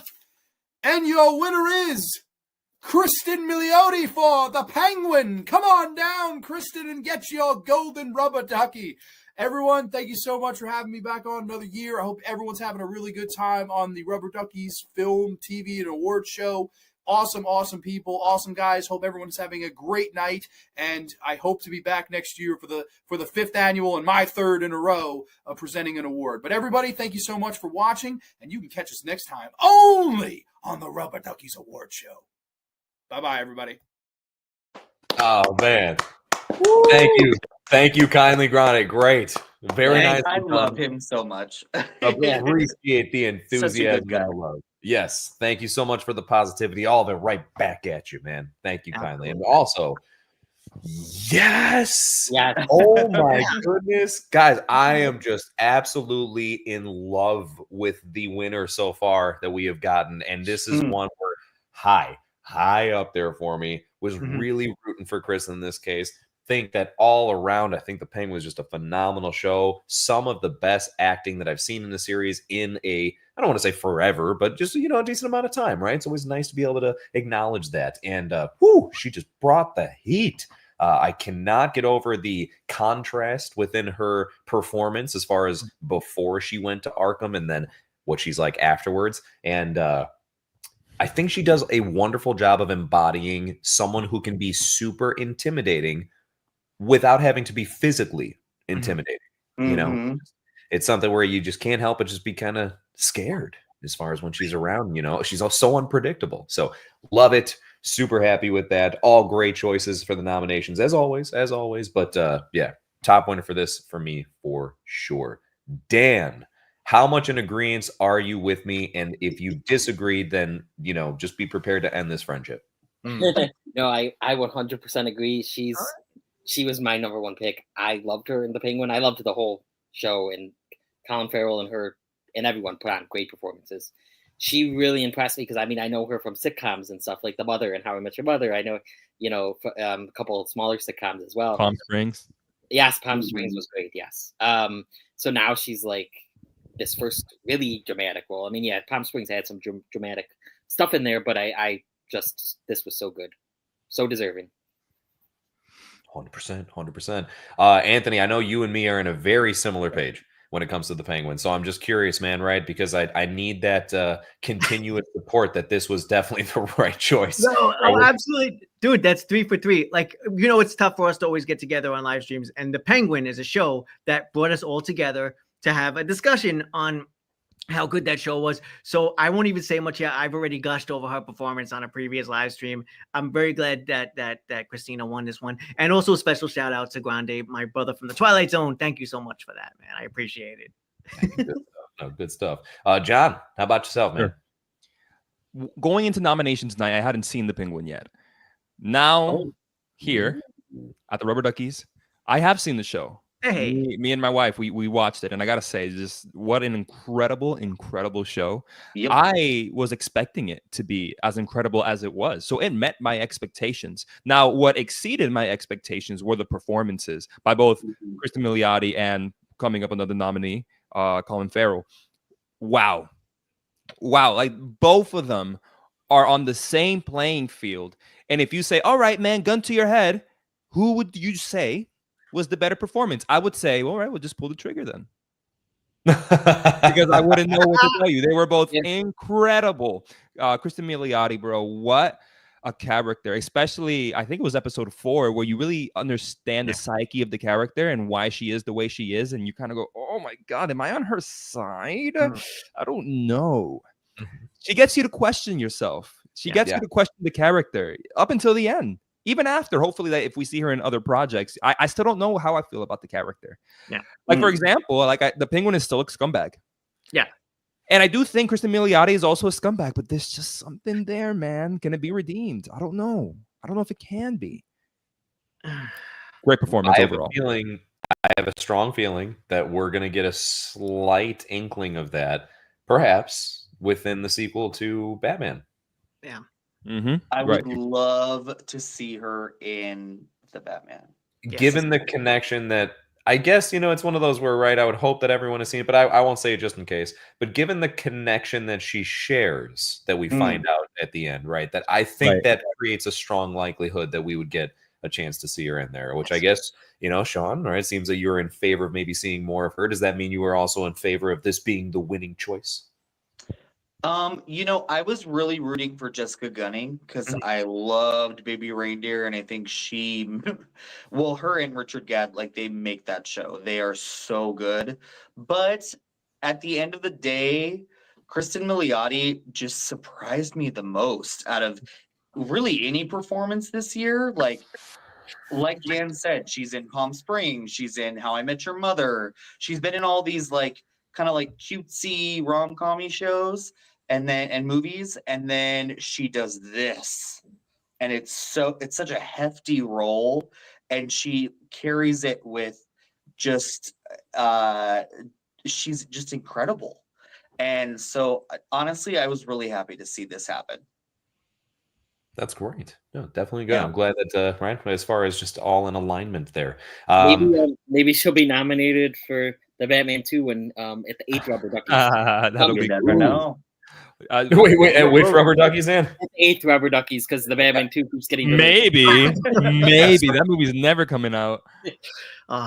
But Sean, you were talking about rooting for Jessica Gunning, also another great performance within the category. I was rooting for Tadanobu Asano. I loved Shogun, and I loved his performance in Shogun. I think it was such a layered performance. Like, he was such a very shrewd and this honorable character within a very honorable culture that the show sort of paints and displays. And so I thought that was also another performance that I'm curious as to where it lands on the stats. Yeah, and just with that clip, Harrison Ford seemed to be giving great performance. Yep, I agree. That's another thing that I wanted to at least throw out there real fast is I can't believe that if you watch Harrison Ford in any interview, he just seems almost like he doesn't really seem like a very sociable, talkative person. And I don't mean anything against him by that. It's just his personality, right?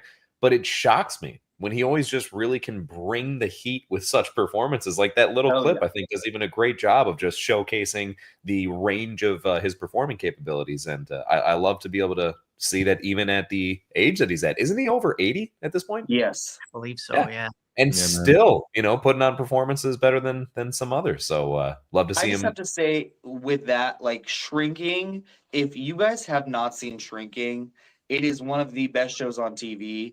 And every single actor in that show is giving it. And I think that's why Harrison Ford is so good in it, because they bounce off each other so well. It's such an ensemble show. So if you guys haven't seen it, it will break your heart and it will make you laugh. So Shrinking Season 2, Apple TV Plus. Hey, all right. Well, at this point, I think it's fair to say maybe we should take a look at some results and see where all of the thoughts align with the audience. Jessica Okay. Gunning. See, I Hey. was looking for her to get at least number 2, Jessica Gunning. I'm talking about Yeah. because that was Tadanobu such- at 3, baby. Tadanobu There you at go. 3. I love I'm it. surprised Patty LaPone is at 4. I thought she I know, and Harrison Ford. I know. No one's watching Yeah, I gotta- Shrinking. It It's breaks got to my be heart. that. It's got to be that. Yeah. Yeah. Yeah. Patty LaPone's really good, but yeah, no, I wasn't. I didn't expect her to obviously win this, but I'm happy Jessica Gunning's in second place. Though. I just feel bad that Harrison Ford is such a small sliver that you don't even see the number his percentages. I know. They don't even give it to you. Wow. Wow. I But mean, definitely- he didn't get a 0, Grande, but he definitely did not get any. Yeah, not enough. Well, I gotta say, this is something that makes me all the more curious as far as we start to creep into our next TV category, right? We got some great supporting performances. I definitely feel, right, that some people could suspect that some of the same shows might be in the next category, which is best lead performance, right? So we have best lead performance within a television series for 2024, being brought to us by Talkin' TV. Talking.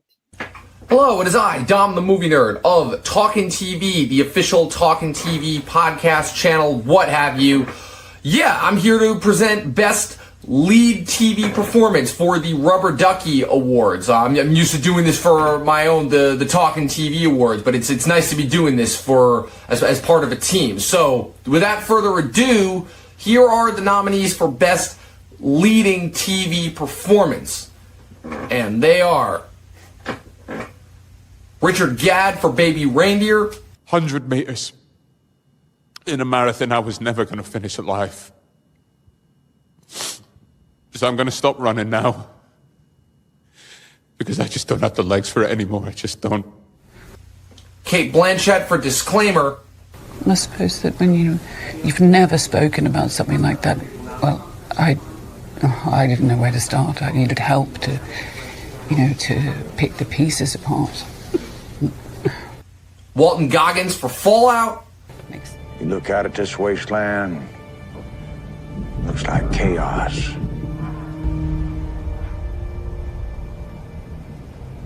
But there's always somebody behind the wheel. Colin Farrell for The Penguin. They're right over there! Across the Elliott Break! The bridge that was built by your ancestors, Donny boy! But it ain't named Sullivan, huh? No, it's named for the rich crooks who took credit for your family's hard work! And Hiroyuki Sanada for Shogun. 石堂殿、何卒ご容赦くだされ。 The winner is Colin Farrell for The Penguin. Is anybody surprised by this at this point? He's won everything else. Oh, okay. All right, yeah. It's recommended. No, I'm not surprised. Not surprised. And so I'm right there with you, bud. But let me just, I guess, throw it out to the masses here. Guys, is anybody surprised? Nah, not No, but Richard Gadd is so good. I know, and that clip too, like it just took me back to watching that for the first time and just being like sucked into that performance, you know. But I knew Colin Farrell would take it. He's amazing, so he deserves it. But I still just cannot get over that with all of the prosthetics, the makeup, everything that's on, that he can still convey such a believable performance. Yeah. You know what I mean? And that, of course, it's because of the makeup at this point, but that he's so unrecognizable. Yeah. Nothing about that. I feel like if you did happen to take someone who has never heard of the show, didn't know who was playing the character, and just sat them down and said to watch, the whole entire series, and then be like, cool, can you guess who that is? I'll give you unlimited guesses. I don't think anybody would be like, Colin Farrell? Well, isn't that initially what happened a few years back, or what was it, 20 years ago when the Batman movie came out? Like, that people didn't even recognize Colin Farrell initially. Like, they were like, oh, that's him playing Penguin. Yeah, they were like, I thought Colin Farrell was supposed to be in this, but they showed. It just, so Yeah. My wife had a very similar reaction, Jace, when we we finished everything. We didn't talk about who the actors were or anything like that. But when the show officially ended for us and we're talking about it, I asked her, I'm like, hey, do you know who the Penguin is? Like, you know who he is. We've seen his films and all that. He's like, no, some fat guy, I guess.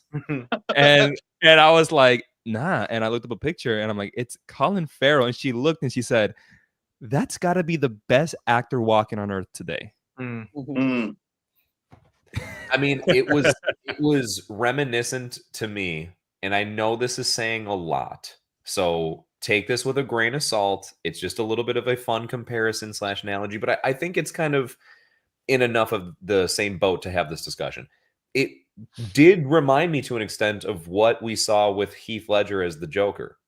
Because it was such a transformative performance, right? Like, to the point where I have the same thought process where if I didn't know that was Heath Ledger playing the Joker in Dark Knight, I don't think that would have been any of my first guesses, because it's just that different, right? Maybe you could piece that one together a little bit more, but again, he has a lot, I guess, in comparison to the Penguin, funny enough, a lot less makeup and prosthetics, although he's playing a killer clown, you know? But anyway, I just feel like that's one of the main definitions of acting, is to be, not like that's the only thing you need to do. It's not that you can't just play a variant of yourself, or it's not necessary to have makeup and prosthetics on, but it is fun to see people completely transform into something that they're not. That's, again, that's like the essence of acting. So amazing to see this way. Oh, and I love, as far as what's thrown on here, as far as Walton Goggins, definitely, as far as huge second for me. Like, I think if it's not going to be Colin Farrell, it'd be my next choice for sure. I just think that he did a killer performance within that show. I like Fallout all around, but he was one of my favorite parts and the highlight of that show. Talk about another actor who's unrecognizable. Right. Yeah. No, absolutely. Yeah. True. Well, any other remarks as far as any other nominees or Colin Farrell himself, or do we just want to jump in to see how much of a landslide this was in the results? Let's do it. Oh gosh, I'm picturing the biggest landslide of them all for this one. All right, it's got to beat 60. Oh, not quite. Whoa, man! Okay. Yo, Haruyuki, second place. I was gonna say, John, baby, you must be feeling good about that one. Wow. Shout out to Hiroyuki Sanada. I mean, I love him as an actor, man. I love that he's Scorpion in the Mortal Kombat movies. I think that's so cool. That's really nice to see that he's up here as high up as he is. I'm shocked. I really thought it was going to be a much larger landslide than this, but hey, still happy that Colin Farrell took it. Actually, it's cool to see Richard Gadd at least in third as well. Yeah, I agree. Yeah, definitely. If not second, third, that's pretty good too. Yeah. Well, okay, guys. I mean, we've got two different categories for TV that both leaned in the direction of the Penguin, and I'm just curious here, because next up we happen to have the best TV series overall. I don't want to spoil anything, but hint, the Penguin might be in there. And I'm just going to make a very early on prediction, right? Just for the fun of it. Not like we have to do this. No one else has to throw out a prediction if they don't want. But I think the Penguin's going to take this next one. Okay. But let's go ahead and, of course, see what we happen to have up next is the best TV series, where we're getting another appearance from Smells Like Teen Angst, this time from Sarah. Yes. Sarah. Hello, Rubber Duckies. I'm Sarah with Smells Like Teen Angst. Normally, I would be presenting the category of best sex scene. However, this year, that category no longer exists. And I have now been relegated to best television series, which is great. I'm a huge television watcher. It's a little bit of an addiction. And there was so much great TV on every streaming platform and beyond. So let's get into it. And the nominees are Baby Reindeer, Netflix. You indulged her. Oh, please. I think you love it. Look, Martha, just go back home. I have a sneaky feeling you might be the death of me. Disclaimer, Apple TV Plus. I actually don't know that one. deserve us. The world needs to know who Catherine Ravenscroft really is. The world needs to know the truth. Fallout, Amazon. That show was great. That show was real good. What is happening here? Everyone wants to save the world. They just agree on how. Monsters, the Lyle and Eric Menendez story. Netflix.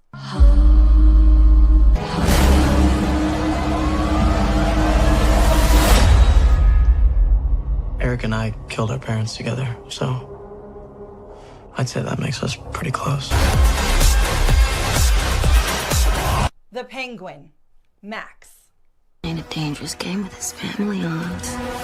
You think I want Sophia Falcone knocking on my door? I got it, Bishop. I can help you. What are you gonna do? It's just the beginning. Skeleton Crew, Disney Plus. Because we always need more Star Wars. Pirates and mountains where none dare to go. If you hear this, don't give up. No matter what. Shogun, FX. Life and death are the same. Both can have value and purpose. 覚悟はできておるか。覚悟はできておりまする。 Shrinking Season 2 on Apple TV Plus. One of the best shows. If you're not watching it, fix that. Something changed a few months ago. Felt like I got my dad back. You might argue I don't have enough boundaries. Well, maybe you have too damn many. And we should be working together.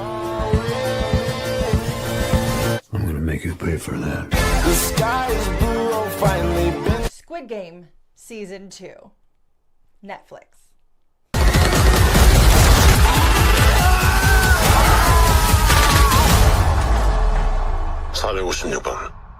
게임에 돌아온 걸 환영하네. And last but not least, X-Men 97 Disney Plus.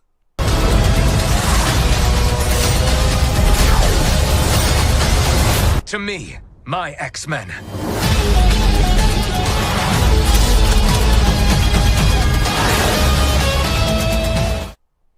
Now, personally, I know which one I voted for, but let's see what you voted for.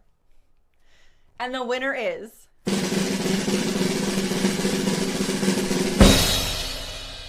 Penguin on Max. I voted for X-Men 97. Seriously, it's the best show. Bye! Hey, I like there's some love there for X-Men. I love it. I love it. I at least say that much. Madam Web ain't the only one that can predict the future, guys. You can too. That's right. That's right. No doubt. If I may just add in real quick. First of all, thank you, Sarah. Appreciate the addition there. I'm glad I'm not the only one that is upset that we perhaps lost a category for the time being. Replaced with a great one. Replaced with a great one. And folks, you never know what the future holds, okay, as far as maybe some things reappearing. But hey, for the time being, let me at least throw out there, as much as I am happy that that the Penguin took it, not terribly shocked, wanted it to win. Wow, some great choices across the board. I am super thrilled that X-Men 97 got a chance to be in the discussion here. Yeah. The fact that they were able to bring back one of my great childhood memories as far as cartoons go and make it, honestly, dare I say, and this is supposed to be in like a respectful way to both the old and the new, like better. It didn't just continue it. I think it was a great addition that took things in a better direction that made it more compelling. It was just such a pleasant surprise in itself. Then for it to be up for the discussion again, just best TV show overall is really, really, really nice. So yeah, just love that there's so much superhero stuff within here and that a superhero related thing ended up taking it. I love it. Absolutely love it. Some great TV this year. Sean, I know there was different emotions on your end as far as from X-Men 97 in particular, but nonetheless, right? So, like, overall, do you feel like this is more appropriate choice? Obviously, I don't want to jump to the ratings too quickly, but I'm curious to see your opinion and also those ratings as far as how they kind of line up there. But what are just your thoughts overall, man? Yeah, no, just watching that video reminds me how amazing we have it when it comes to TV. Because these shows are so good. Like Fallout, Disclaimer, Shrinking Season 2, even Skeleton Crew. I started watching that and I loved it with Jude Law. Hey. X-Men 97, not my favorite. Even though I love the original X-Men. Kill me right now. I know. I'm sorry. Shame. Shame. But like literally, and the Penguin. Like, I'm so happy the Penguin won because I thought the Penguin I did not expect it to be as good as it was, and it really turned out amazing. So I don't know, TV this year, as much as I talk about, like, there were a lot of duds and a lot of winners when it comes to movies, there were so many incredible shows from 2024. Yeah. Seriously. Yeah. Dan. And I would, Dan first. Sorry, no. Anthony, you started talking before I said the name, but so take it. I will just be really quick. I think if it wasn't for Penguin, there might even be a little more variety in like who's winning and stuff this year. But again, it's a clean sweep. Thanks to me, we got Skeleton Crew nudged in here, and I think thanks to Sean, we got Shrinking in there. At the very least, it's like, guys, we just want to throw some of these shows out there because they're slept on, but I think that they're good. And I think thanks to John, things like Shogun, although maybe it's not as slept on as we think. But still, like Penguin is it. I think we knew it was going to be it, and we knew it was going to be a clean sweep. But all the same, guys, there's a bunch of other great shows out there. Sean said it best. A lot of good TV this year, so feel free to check it out when you can. Yeah. I guess just based on that particular note, because Brett maybe seemed predictable, but Dan, perfect little transition to carry it over to you. Did you see it as a predictable clean sweep, or were you thinking that someone else was going to take this? No, I thought the Penguin was going to be a pretty clean sweep throughout all three categories. I could have seen it like if something else win, but for the most part, I really thought the Penguin was going to do get all three categories. Which John, last time we had the Bear do it 1 year, right? We had Yeah, so the Penguin would be the second show since the Rubber Duckies started to have a clean sweep in the television categories. The first one being the Bear season 2 from last year. Penguin's now the second show to do that. It's not quite a clean sweep because Penguin was nominated for Biggest Surprise and lost out to Wicked. But it is a clean sweep in the television categories for sure. Yeah, that's fair. That's fair. Yeah. And also, if I can, the stat is alive that if you have the most nominations and you win an acting award in TV, that you're going to win series. And that's exactly what happened. So the stat's still going, guys. Oh, man. I love it. I love the fact that, again, as you were bringing up in the first place from when we were doing the nomination stream, that we have stats. Yeah. We have stats now. Yeah, that's just a cool thing. It's like, no way, us? Really? Oh, gosh. Well, I love that we were able to go ahead and give some credit where it's due to that area. With that being mentioned, though, we do have something that, although this could blend within TV as well, we do have something that more so extends back to the film side of things. But before we get there, let's take a look at these darn results because I'm dying to see if this was as much of a landslide as I thought that it was. Let's see. Whoa, all over the place. I can't even. Oh my gosh, man. My eyes. For real, dude. I'm like. Shogun got second, John. All over. Oh, Shogun got second. Very nice. Okay, see, there you go. I'm trying to dissect this. No. Baby Reindeer got. Oh wait, yeah, Baby Reindeer got third. And X-Men's in there. That's pretty good. Baby Reindeer got third. Yep. Mm-hmm. Shogun got second. All out got fourth. Skeleton Crew was 17.3%. Skeleton Crew is the lighter blue. No, that's Baby Reindeer. The least. It's the little. Oh, okay. Yeah. Wait, so which one? All Out. Fifth, Monsters and Shrinking got lower. Oh wait, no, or Squid Game. Squid Game got fourth, or sorry, fifth, and then sixth would go to X-Men. Nice. Okay. Nice. So are you guys surprised by these stats?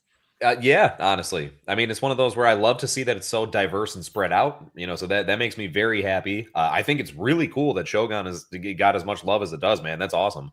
And I did think that Penguin's going to take it by even more. So I know. that's great. To me, this just shows that a lot of people have been exploring a lot of TV throughout the year. Yeah. And I think it's also a good sign that there's been a lot of good selections as the nominations that we put together. Because if everything was just a landslide, then it would kind of make me, even myself, start to question, like, was anything else even that great then? Yeah, good point. Mhm. Yeah. Oh, and here's Sarah. She just missed herself. Oh, gosh. Yeah. So, I mean, kind of just in time in a way, but, feel free to rewind the stream as far as just a few minutes, if that's a possibility, right. To go ahead and check out what you added in there. And thank you for also your contribution and just being here, right? Appreciate that. And let's see.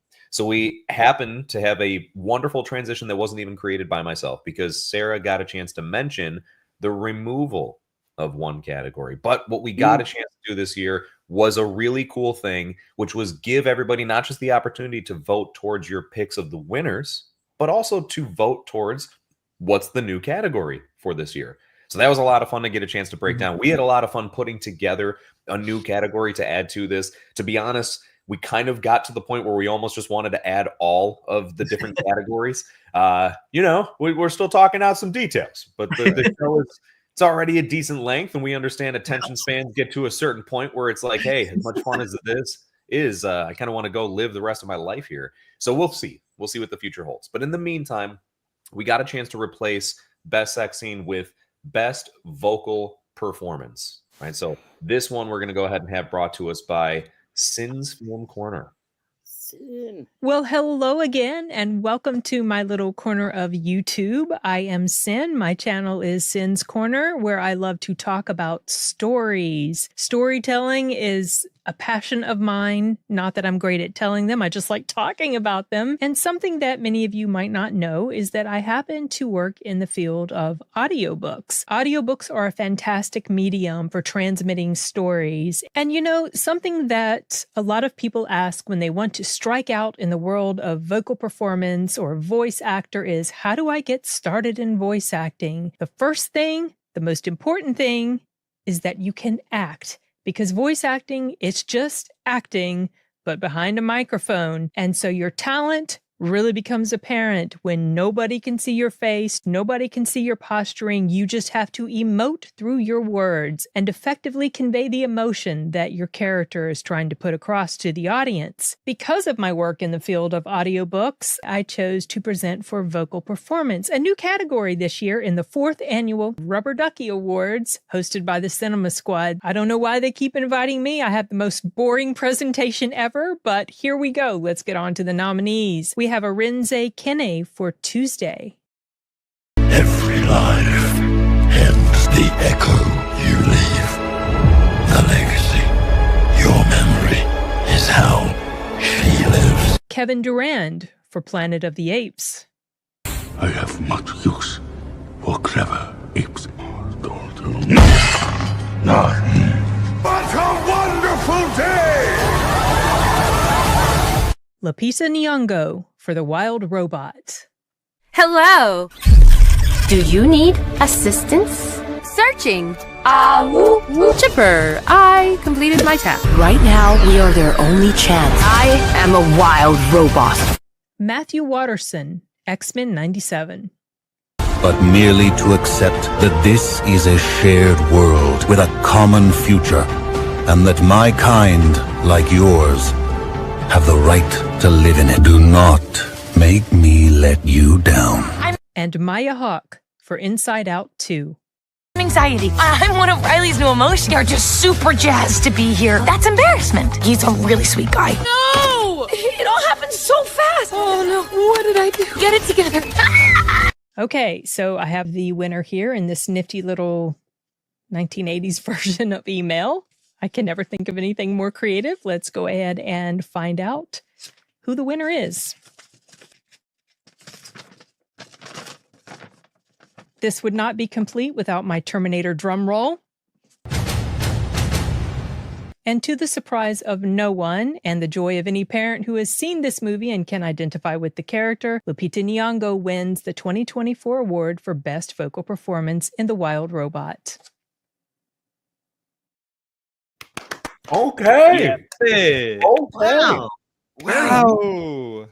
Definitely, I got it. Not the one I expected. Not upset at all. Just not the one I expected. I just thought as far as different performances that were in there, maybe had a better chance of taking it, but still really cool to see. Like, still a great job nonetheless. And I love, this was not my idea, John. I got to still give you a lot of credit where it's due as far as being the originator of this particular category here to throw it into the mix.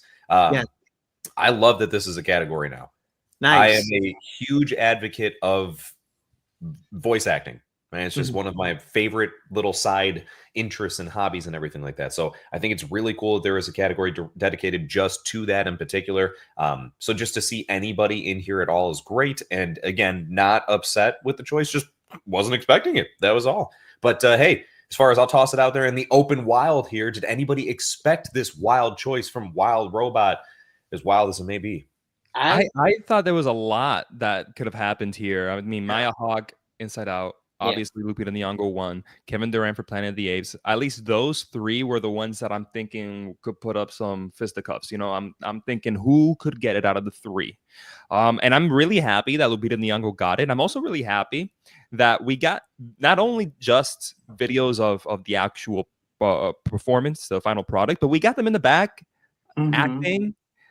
Which is really cool. I'm happy that we got some of those clips in because I haven't seen any for the Wild Robot. And yeah, like Lupita Nyong'o had to really put up a persona to be Roz the robot. And I really appreciate that. That being said, the Wild Robot is the first film so far to get multiple wins with animated and now vocal. It's the first film to get multiple wins. Wow. Nice. Yeah. Love it. Yeah, I'm with Definitely John. love that. I'm with John. I thought I was between those three, especially Maya Hawke and Inside Out 2 and Lupita Nyong'o for the Wild Robot, because they both do, all these performers in this category do an amazing job. I loved the parrot's voice. It's so scary, like Eric said. Yeah, you know, it's so domineering. As it should be. Yeah, so domineering, and so I think everyone did a really great job. I'm so happy Lupita Nyong'o won, though. I loved looking through those clips of the voice acting. It's awesome. Yeah, John, thank you so much. This was an awesome category idea. Yeah, and just going through those clips, you see that like anybody could have taken this. I was happy with the winner though. I think that the winner deserves it. Great win. But this is a bit of an underappreciated art form, and it's just good to see you get some love here. So I agree. Awesome. It's good stuff all around. Sean, you seemed a little surprised when I had mentioned that I didn't expect this to be the winner. So I'm curious. I mean, as far as what are your feelings on this? I'm so excited about the winner. I was just gonna ask you, did you expect Inside Out 2 to take more, like to take one of these awards? Possibly. I did kind of, I don't know why I really thought that maybe the that Kevin from Planet of the Apes was possibly going to be a contender here, just because it seems like that would had some of the most widespread as far as it got out to a large audience, and I just thought that maybe it had a large chance of being in there, and really was a transformative voice. I think that's one of the things that is being sought after within voice acting is is the voice more or less unrecognizable and feel like it's a character instead of just, oh, I'm listening to this person that trying to be this thing, you know. So yeah, I guess that's maybe where I was leaning for it, but I mean, definitely, again, not shocked, not really shocked. Well, I shouldn't say, I'm sorry. I was shocked, but not upset once more, right? Because I think it was still a very, very good performance. I love what she did with it. So, For me, what's so special about Lupita Nyong'o's performance in The Wild Robot is she could have just been super robotic. Like, this is not an easy role to play, right? Like, you're playing a robot, a sentient being or whatever. And like I don't know, she could have played it robotic or like too human, and like she played it perfectly, just right in the middle where she like had that humanity, but also it felt like a robot. And that's why I think that performance works so well. Yeah, that's you kind of brought that to light in my head, Sean, because when the movie starts off, she is very robotic. And it's as she's evolving as a character, as she's changing her programming to become more of a mother to this orphan gosling, is when we start to get less robotic, where it's not just, oh, domo arigato, Mr. Roboto. It's none of that. And it starts becoming a character who now has cadence in the way that she speaks, that now pronounces things a certain way. It's not perfect. It's her own being. And we see that evolution throughout the movie. And I think, Sean, I think there's a lot to say there about how nuanced the vocal performance really was. Agreed. Very well said. Very well said. And yeah, Sean, very nicely broken down in the first place. And John, great piggybacking off of that to bring some, just justification to the choice overall. I think because I'm just always curious to see the results regardless, since we started doing that, but because it's the newest category, I'm like really curious as far as where the results landed on this one. She sounded like a wild robot. Nice, Eric. Nicely done. Whoa, that's pretty big. That one. Whoa. Woo. Pretty big. Oh my gosh. Okay. That's what she said. Wow. Who said that? All right. Dan. So Rainbow. All right, Dan. I'm glad that Kevin Durant is at least where he's at. I'm glad he's got that much recognition. The top three are the top three. The top three. Not surprised at Maya Hawke being second. That's definitely cool to see too. Okay. And oh my gosh, wait, and then we got a tie for last place? Yes. Interesting. Yes. I saw one of the comments come through, which Eric, I believe it was yourself, that mentioned about like the voice of Magneto being annoying. I think it's just because he's doing a great job of embodying entirely what the old voice was, while still like bringing it to a new and hey man, just certain performances were different back then, but at the same time, it's done very well. So I may see where you're coming from. Can't say I find it annoying though. Well, with that being thrown out there, shout out yet again to our newest category. Hopefully everybody is fond of it. I mean, heck, right? You're all the ones that voted for it. All right. Maybe you didn't vote for it, but technically you won the majority. So, we got to. I think real quick, I think maybe going forward, vocal performance might be a good precursor as to what animated film could be. I think that you're not wrong on that one. Yeah, good point. I like it. We'll shift the order around. Dan, put it in the notes. I don't know why you're the designated note taker, but I thought I was fired. We're because we're still live, we're we'll get there. Okay. We'll talk about it. We're still having conversations. The agent will go ahead and have a meeting with you. Well, it'd be tough to even consider such a thing, Dan, because what makes things great a lot of times is a nice group. Maybe another word to use that would be like a great ensemble, that brings things together. Always love to see as far as the beauty of how these groups happen to work and make the project better than it would have been if they were not the same group altogether. So next, we're going to go ahead and get into the best ensemble, everyone, and that is brought to us by Rachel's Reviews. Nice. Rubber Ducky, you're the one. Oh, wait. We're not one. We're here for the Rubber Duckies Awards, and we're giving out the award for Best Ensemble. Very exciting in a movie. I'm Rachel Wagner for Rachel's Reviews and Hallmarkies Podcast, and it's my delight to be asked to present the award for Best Ensemble in a feature film in 2024. So the nominees are Anora. Недели назад буквально. Он не жена. Иванжан, открой дверь, пожалуйста. I am telling you, you do not know this guy. Я понимаю, что сейчас, наверное... Deadpool Wolverine. I'm about to lose everything that I've ever cared about. Big slow motion action sequence. Avengers, flame on! His three daughters. It's very nice that you're all here at a time like this. We all want your father to transition as peaceful as possible. Look, they may act like they got it, but they don't. And let the silence ring. Saturday night. Ensemble. Oh, is this an ensemble? NBC makes more money playing reruns of The Tonight Show. I think that's why they're paying us all to be here. I mean, we're 90 minutes of live television by a group of 20-year-olds who've never made anything. Do you ever stop and wonder why they said yes? Starring total unknowns with zero narrative and even less structure. And Wicked.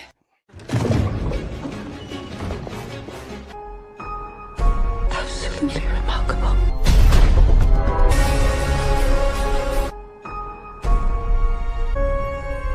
Just follow the road. And the winner goes to Anora. Congratulations to the cast of Anora and to all the nominees. Wow. Yeah. Wow. Wow. Nora. Nora, baby. This is it. This is Honora sweeping. Honora sweeping. I'm surprised. Nora. Yeah. Honora Dan, sweeping. Dan, how about Nora. you?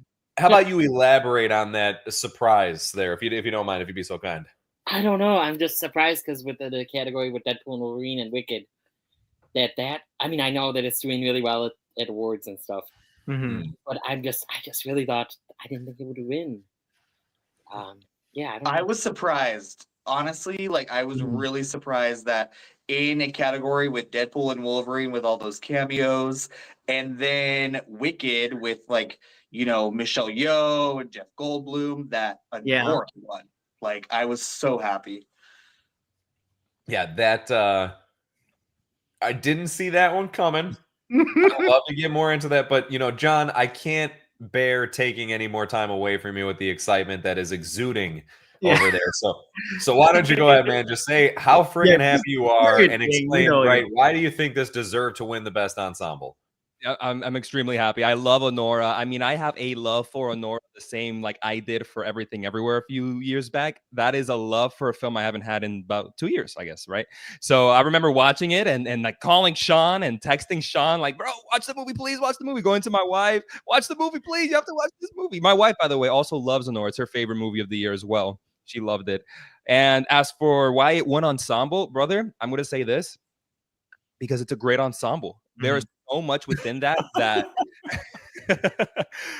it's so comedy driven. Just the scene in the mansion in the living room that goes on for about 20 minutes, that is such like a good little taste of what we're going to be seeing for the rest of the film. All the actors that are involved within that chaotic scene. So yeah, man, I'm just really excited for Honora, and I guess I'll be on the opposite end of you, Jace, because you kind of said the same thing about the substance. I'm going to say that Honora sweeps. Okay. Oh, I hope not, but I'm not gonna hold on. And also, I would like to bring up that Honora did win Best Casting last year at the BAFTAs. So, you know, and it's winning all these awards: PGA, DGA, WGA. It's probably going to win the Oscars. Probably going to win SAG tonight. So, really excited. Sorry, I'll stop. Oh gosh, no. I'm glad, right? I love, even though I may not share the feelings, doesn't change the fact of I love that those feelings are out there, man. You know, Anthony, if I can go ahead and throw it over to yourself, I do know that between, right, as far as the background showcasing, Wolverine, and then also now I just feel silly. Well, maybe, but it still deserves some recognition for this. But between that, man, and I know you and I also share a lot of similar opinions on Saturday Night, especially right, with the, you know, the cast put together for that. I don't know. I'm going to speculate you thought maybe one of those were going to take it. And then how do you feel as far as the winner?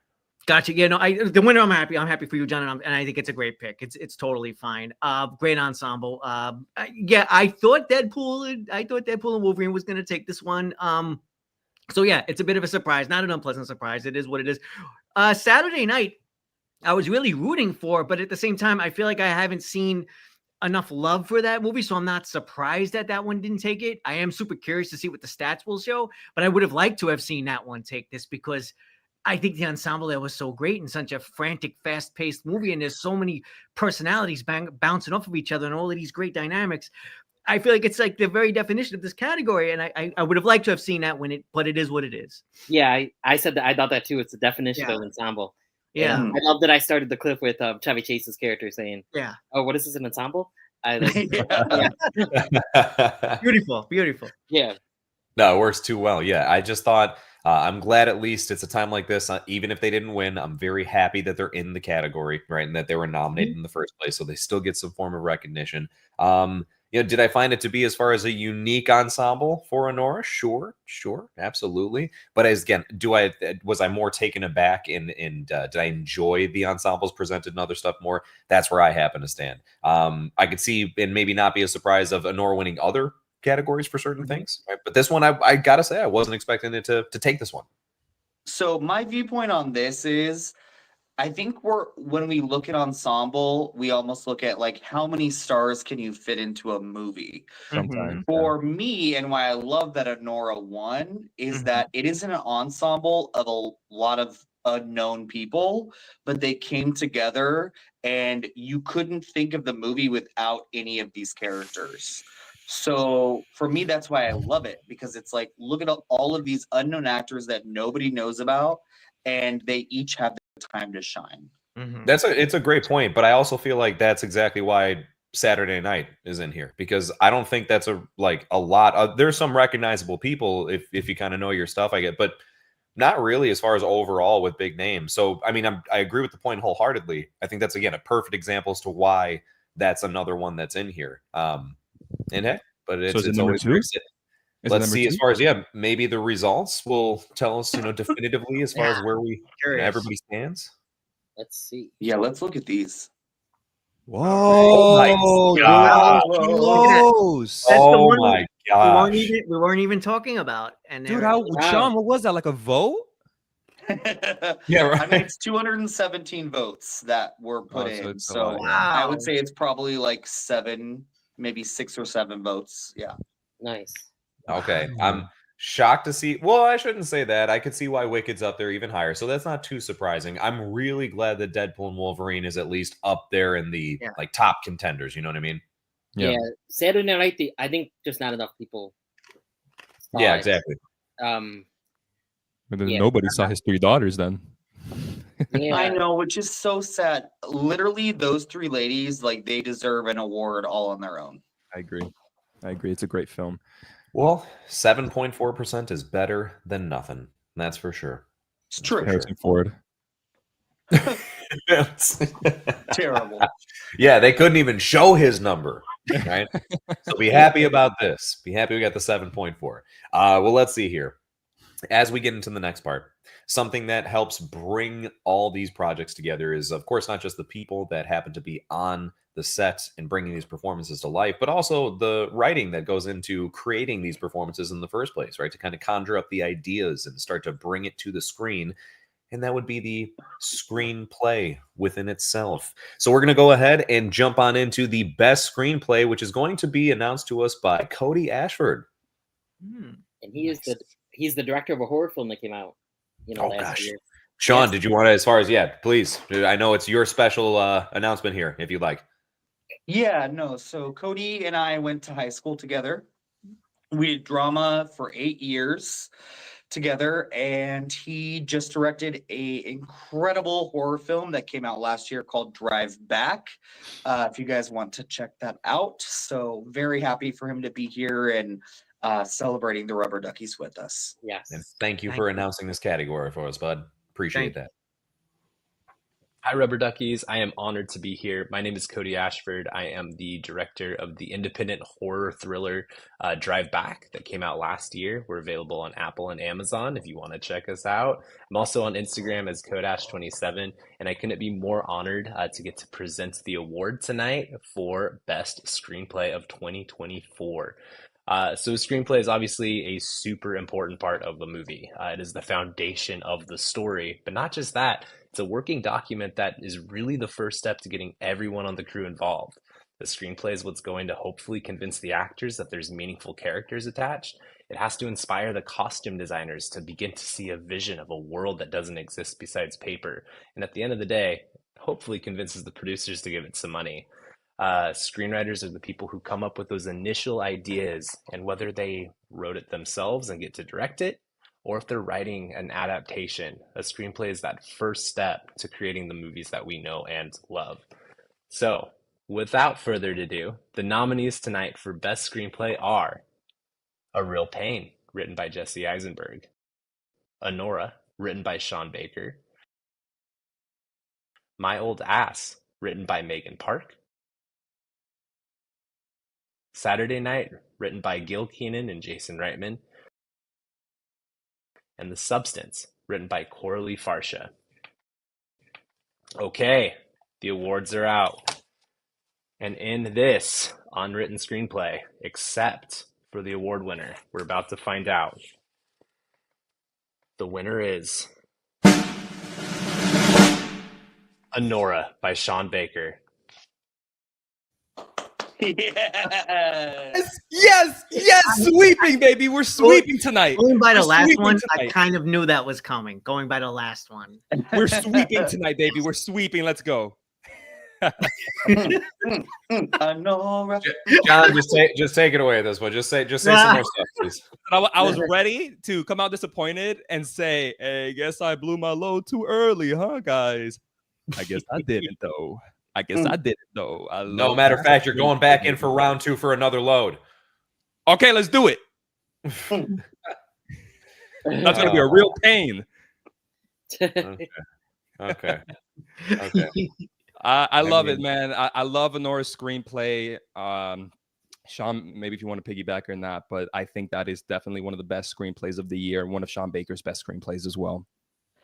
Yeah, I mean, thank you, Fish Jelly. Sean Baker is awesome. Every single one of his screenplays are so well thought out and thoughtful and empathetic. And there's just so much depth to all of his characters. He gives us characters that we think we already know based upon who they are in society, and then completely turns these characters on their head and surprises us with all of their different layers. And I just think Honora is one of his best screenplays. So for me, this is so well deserved. Man, that is. I love all the praise because I can't imagine trying to give it any such credit. In case everybody can't tell, this is my favorite movie of the year by a long shot. I will quickly say this. I love when this type of stuff comes up, guys. I really do. Just simply because it's nice to be in agreement on so much. It really, really is. Nonetheless, it's always nice to just have some differing opinions, and only because I am very, very pleased. And I wish that honestly more people across the world, not just YouTube, but all the internet with everything, would be more like us, that can have civil disagreements where it's like, I'm totally not on the same page with you, but I mean, that's just how you feel. So it is what it is. Yeah. And with that, I really do. It's nice to be able to say, I love that you guys love the movie so much. This is one where I do find it to be interesting because, Brady, I'll just forgive me. When Sean, you gave a great breakdown as to like why Sean Baker is one of the people that you think is doing such great screenplays across the board. And perhaps, right, I'm not as familiar with the work to talk on other projects. For this one in particular, I think it's like, for just my opinion, is that Honora is like a spitting definition as to like, I think it's almost the polar opposite of what was just described there to me, in the sense of, you know, characters that are so deep that we take them on a spectrum that we think we know who they are or something, and then flips it on its head. I think she just kind of felt like the same person from beginning to end to me, and nothing ever surprised me or shocked me. No, no, okay, right. I love you. I love you. I cannot honestly sit here and say that by the time it was all said and done, I was like, you know what? That I feel like I just got a chance to see a whole different side of her. I was so wrong on everything. I was just like, yeah, that's exact. Yep. Was I supposed to take something away from this? So I feel so bad, Sean Baker. I'm so sorry. But I can't say that all collectively. This was one that I'm shocked at, one, because I just didn't, right, opinion related, think that it actually was going to take the win. I just didn't expect it to take the win. I really didn't. You know, sometimes we can listen to our different opinions and be like, oh, I see where you're coming from and everything like that. I'll say this. I don't see where you're coming from. But I don't see where you guys are coming from. Right. But that's what I love about this. And that we could still be brothers. You know what I mean? Well, right, because the point is, look, at the end of the day, it's not a sarcastic comment to say, I love that you guys enjoy it as much as you do. This is really reminiscent of what the experience was when Dan was so enthralled by Barbie. Barbie. It doesn't change, right? Yeah. It doesn't change the fact of like how I feel about the movie as is. Like, my opinion is my opinion. It also doesn't change that, like, I'm absurdly happy and grateful that there are people out there that still like it. I'm not sitting here actively hoping, I hope everybody hates this movie just because I didn't care for it. But I'm sorry, Fish Jelly's comment right now is that was great. That was great. Hey, Fish you Jelly, know but what? who's mom and who's dad? Sometimes the hard conversations need to be had. Okay. Sometimes they need to be had. And sometimes, literally, speaking of which, this reminds me of when I loved The White Lotus and you hated it, Jace. Okay, well that was different. Like that was actually dad slapping mom at the dinner table, though.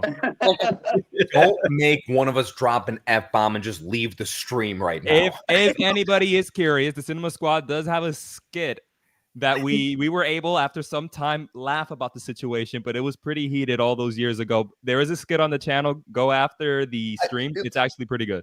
No, hold on. Let's also clarify real quick. I'm very pleased to be able to say this, right? Just to provide some context. It was heated for about a few minutes. Not even, like a few seconds, maybe. Yeah, like in the background, we got a chance to like quickly go ahead and hash everything out. We'll do, like, that was a very, very quickly resolved issue, I'm happy to say. And yes, even happier that it led to as far as one of the greatest skits we've ever done, not just because it was in person together, but just because it turned out amazing.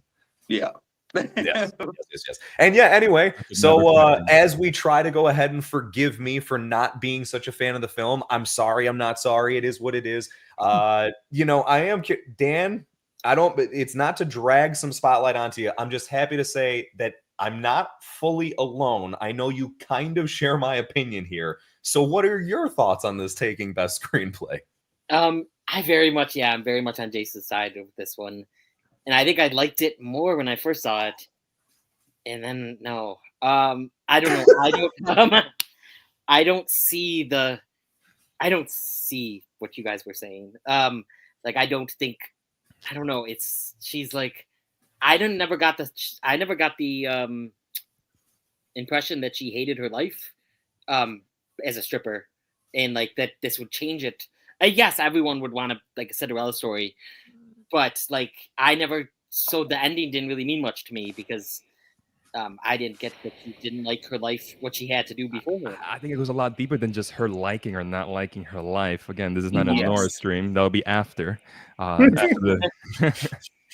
It does deserve like its own stream at this point. Yeah, and I thought the middle was a little long. You a little bit. I think you're a little long. Ooh, he is. Hey, that's a compliment, and we know it. He is 6'2". Disagree. This is Team Iron Man versus Team Cap. As long as we're Team Cap. Should we just retitle it Cinema Squad Civil War? Yeah. Also known as the 4th Annual Rubber Duckies. And just to make this super awkward, Anthony, you're the deciding factor here. So you know who's side you on. Anthony's like, I just like Saturday Night. I think the big snub this year for screenplays was Sonic the Hedgehog 3. It's the best of all the Sonic movies. That's all I'll say about that. Hey, and that's all that needs to be said sometimes, right? Well, and when it doesn't seem like we got the tiebreaker, and you know what? Maybe that's for the best. Maybe it's for the best, right? We got this on even scale. Jace, I think we're about to. I could see the little thumbnail of the best screenplay stats. I think we're about to get the tiebreaker. We're about to get what most people would agree with. Oh, okay. All right, for sure. Yeah, you read my mind. Let's just go ahead and jump straight into it. Let's see what it was looking like here. Yeah, let's see. Oh, jeez. Sweet Jesus. Yeah. Second biggest sweep. The first was The Substance for Horror. This is second. Yeah. I'm glad to see The Substance get that. 50% goes to Anora. Damn. Wow. God. But then 25% went to The Substance. John, how many times did you vote? Come on. Well, 15, bro. Come on. Those are how many times did you vote? Once? Those are rookie numbers. Come on. Saturday Night deserved better. Yeah. Yes, it did. Yes, it did. I'm sad. Which one? My Old Ass. Like, that is such a good movie and such a good screenplay. I hope more people check that out. Yeah, definitely. Whew. All I know is, though I try my best to just keep those personal opinions to the side, if this ends up taking Best Picture, someone else might have to end the show. It probably will. No. What do you, I'm what do you sure. think next to you? Get it together. Just switch. Of Just course switch with, not. you'll be where I'm at. I'll be where you're at for a second. Of course not. Of course not. Right? I can't help but joke. I can't help but joke. All right. Let's go ahead and let's move on from there. Okay. So now that we've gotten that out of the way, next, as we talk about all these different components of ways to bring things together, right? Important parts of the project that are not just what we see on screen all the time, but who's responsible for what we end up seeing on screen? The director. We need some very important and good, thought out, well-constructed direction in order for a project to be something that leaves a resonating feeling with us. And definitely got some good ones to go ahead and talk about this year. And being brought to us by Movie Worm. Nice. Movie Worm. What is up, everybody? Jordan here from Movie Worm, and I just want to say a massive thank you to Sean and the team for letting me be part of this year's Annual Rubber Ducky Awards. I always keep an eye on the Rubber Duckies every year, and to be part of it, well, I mean, it's just such a big achievement. I mean, I'm very, very happy to be here. Sorry, guys, I'm going on like I've won the award myself. You haven't come here to hear me blather on about all that. You're here to hear the nominees for Best Director and obviously the winner, of course. And I do have them right here in front of me. So let's just get straight into it now for Best Director. There's been so many wonderful directors from the past year. This is such a prestigious award, and I'm very, very happy to be here awarding this one. It's a big one. So yeah. Happy to be in there. So let's just get into it now with the nominations. And we do have Sean Baker for Anora. This is honestly not just a dream come true, but it's the dream come true. Like, this was it. This was the goal that I had in mind for 30 years. In my eyes, it's almost a celebration of all the films that I love. This film would not have been this film without my entire career. Luca Guadagnino for Challengers. Challengers is about the game of life and love. And everyone put a lot of energy in making the most dynamic, visually impressive, theatrical experience possible. I assume you planned this? Not this part. Denis Villeneuve for Dune Part 2. Dune is about the relationship of human with nature. And it is important for me to bring that nature to the screen. The audience will believe about this world if they feel that the elements, that the light feels real. And to do so, we shot in many different locations. Take one. Osgood Perkins for Longlegs.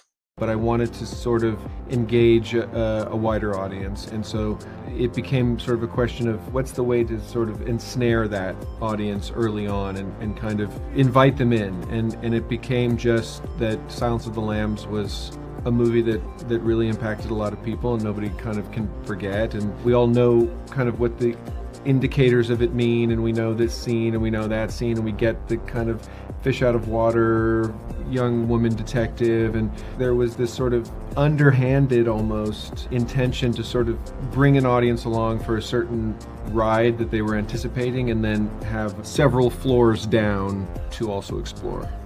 And Caroline Forget for The Substance. I really wanted to make a big scream, a big kick, you know, in the system the way it is, and the idea was to say, come on, wake up, we need a change.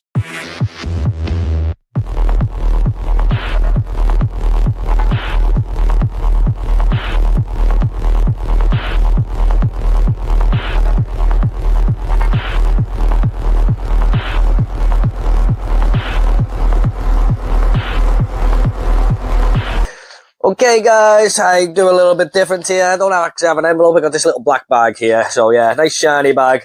Let's see who the winner is. Anticipation is hitting here. I'm very excited to reveal the winner. Here we go.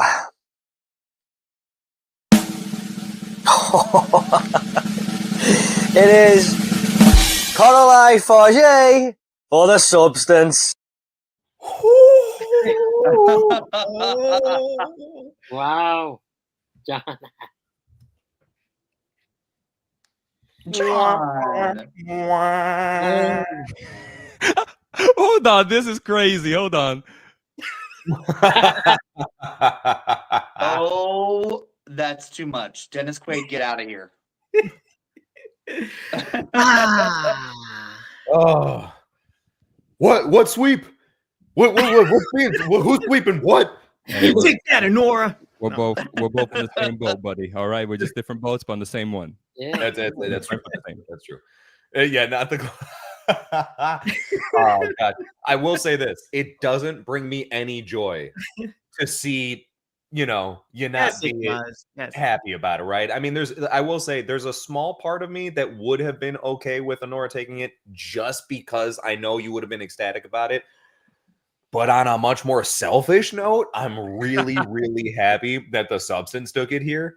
There's a couple that I could have really seen it go towards, right? There was, I mean, honestly, I feel like Denis Villeneuve, I'm hoping that when we get to the results, that Denis is up there. I'm going to be a little let down if that's not the case. I'm not going to lie. But super, super happy and not really shocked at all that, if there's going to be surprising top contenders of not as known names, that the substance would be up there.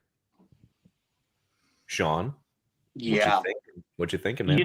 Honestly, I would have loved Sean Baker to win this, but when I saw the behind the scenes of the substance and what Coralie Farja did on the substance and the makeup and the innovation that she had, just filming that entire movie on such a small budget, the practical effects and everything, like how they filmed it. If you guys have 29 minutes, look up the making of the substance. Like, it will blow your effing mind what this woman was able to achieve. And for me, that sold me. I was like, you know what? Like, she does deserve this Oscar or this rubber ducky, excuse me. Don't be mixing those up. Literally killed it. I'm so happy with this. Yes. No, I'm happy with the win too. And I'm not even going to try to say her name. I don't want to butcher it. I butcher names on my own channel all the time. So I'll keep the butchering there. But she did such a killer job here. It was just a big, wacky, crazy movie to get through. And I'm like, Sean, you brought up the special effects. There was a lot going on here. She pulled it off. She pulled it off big time. Couldn't be happier. But all of the picks were great. And all jokes aside, just stellar work across the board from everybody. But yeah, great choice. Happy to see this get the win. Yeah. No, 100%. Dan, where are your thoughts at? Yeah, no, I'm happy this one. I thought Coralie did a fantastic job with this film. I kind of wish Denis Villeneuve got it because he has not been getting enough love. Dune Part 2 has not been getting enough love. Like, to me, it's crazy. Yeah, the first one got so much love, and I understand that's a reason why this one isn't getting that much love. But like, that shouldn't be the case because Dune 2 is better than Dune Part 1. I love both. So. But in challengers, of course, I love Luca Guadagnino. So, but no, I'm excited. I liked all. I think all of these directors, yes, even Sean Baker did a really good job, directing their films. Yeah. No, 100%. Yeah, the only thing I'll throw in real quick to just piggyback off the Denis thing with Dune 2, it is surprising to me. I felt like Dune 1 or the first Dune was the lesser of the two, which is all good. It was just building up into what Dune 2 is.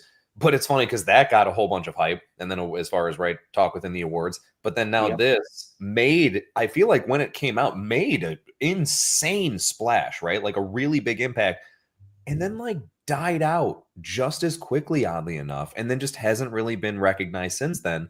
And I think when you look at the scope, the scale of everything within that film, that's tough to pull off, and I think he deserves a lot more credit for that. But nonetheless, Jonathan, thoughts, my man? Where you at? Yeah, somewhere else.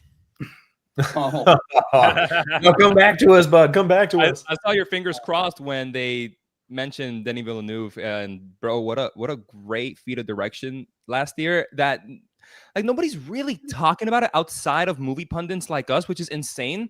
Because when the movie first came out, all you heard was, it's the next Lord of the Rings, blah, blah, blah, blah, blah. Where's the love now? Just because it's a sequel. And I hate that most sequels get that treatment of, oh, we've seen it before, but you haven't though. You haven't seen it before though, man. This is so different. Let's appreciate film when it's good, whether it's the second, third, fourth, fifth, sixth, seven, doesn't matter. Yeah. A good movie is a good movie. And then to get all the acclaim of the next Lord of the Rings and for it to like it missed even for us. And we're the ones that gave the win to Mia Goth for Pearl those years ago. Yeah. You know, so this would have been a nice surprise to see Denis win here. Nonetheless, you know, I wanted Sean Baker to win as well. Yeah. But hey, Carly Farge, it's a great feat of direction as well. That little clip, there's a lot that she did. I think my favorite part of that clip is like she's polishing the boob. I love that. Hey man, you got to make sure those boobs are looking right. That's right. You know, especially if they're going to be on screen. People are going to remember that forever now. Well, this is one that, right, as we've all been kind of hinting at, and I think it seems we're on a similar page as far as definitely towards the Dune 2 side of things. I'm curious what the audience ended up kind of coming up as, with altogether as far as where they stand. So what are the results looking like here? See. Wow. Goodness Whoa, gracious. Denis. Nice. Hey. Oh, man. Little justice. That's like a sigh of relief, honestly. You know, I'm again super happy to see the Substance take it. Love that choice altogether. But man, oh man, was I hoping that it would look something like this. I'm really, really pleased that Dune got as much recognition here as it did. And I will say one thing: it would have been nice to have seen Osgood Perkins get a little more love for Longlegs. I agree. He got the Harrison Ford treatment. Greatness in Yeah, that damn, he was Harrison Forded. Yeah. I'm kind of surprised. I'm happy, but Challengers is 3. Yeah. Yeah, I mean, Sean Baker as a director, like I was very surprised. Like people definitely looked at him more as the screenwriter for Anora and not as much as of a director, I guess. Yeah.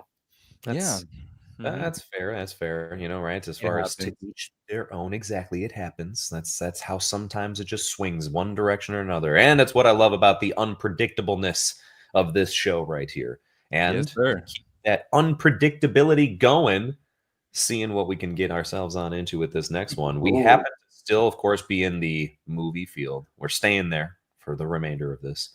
And what we happen to have is now the people that are actually showing up on screen to help bring these projects to life. And, you know, although the lead performances do a lot, we have to go ahead and give credit where it's due to the supporting performances that go alongside of them. And first up here, we do happen to have the Best Supporting Actor brought to us by More Movies for You. Yeah. Hello everyone, this is Greg and Dave here from More Movies, and we have been kindly invited to present the category for Best Supporting Actor of 2024. Absolutely, yes, and thank you Anthony and the gang for getting us involved this year, and it's a pleasure to be part of the 4th Annual Rubber Duckies. So, without further ado, let's get right into the list of nominees. Okay, first up, it's Yura Borisov for Anora. Happy birthday to me. Yesterday was my birthday. And next up, it's a favourite of mine, that's the excellent Clarence Macklin in Sing Sing.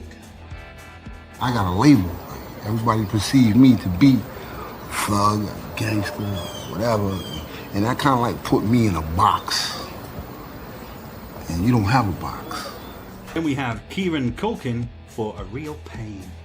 Like this creepy feeling that, like, you know, we're like royalty on this train? I mean, does no one else see the irony here? Jesus, like eating fancy food and sitting up here when 80 years ago we would have been herded into the backs of these fucking things like cattle.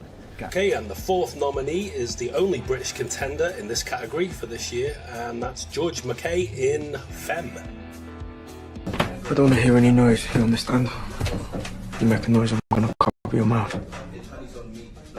Take your clothes off. On your front. And finally we have Nicolas Cage for his insane performance in Longlegs. Why don't you ask your mommy?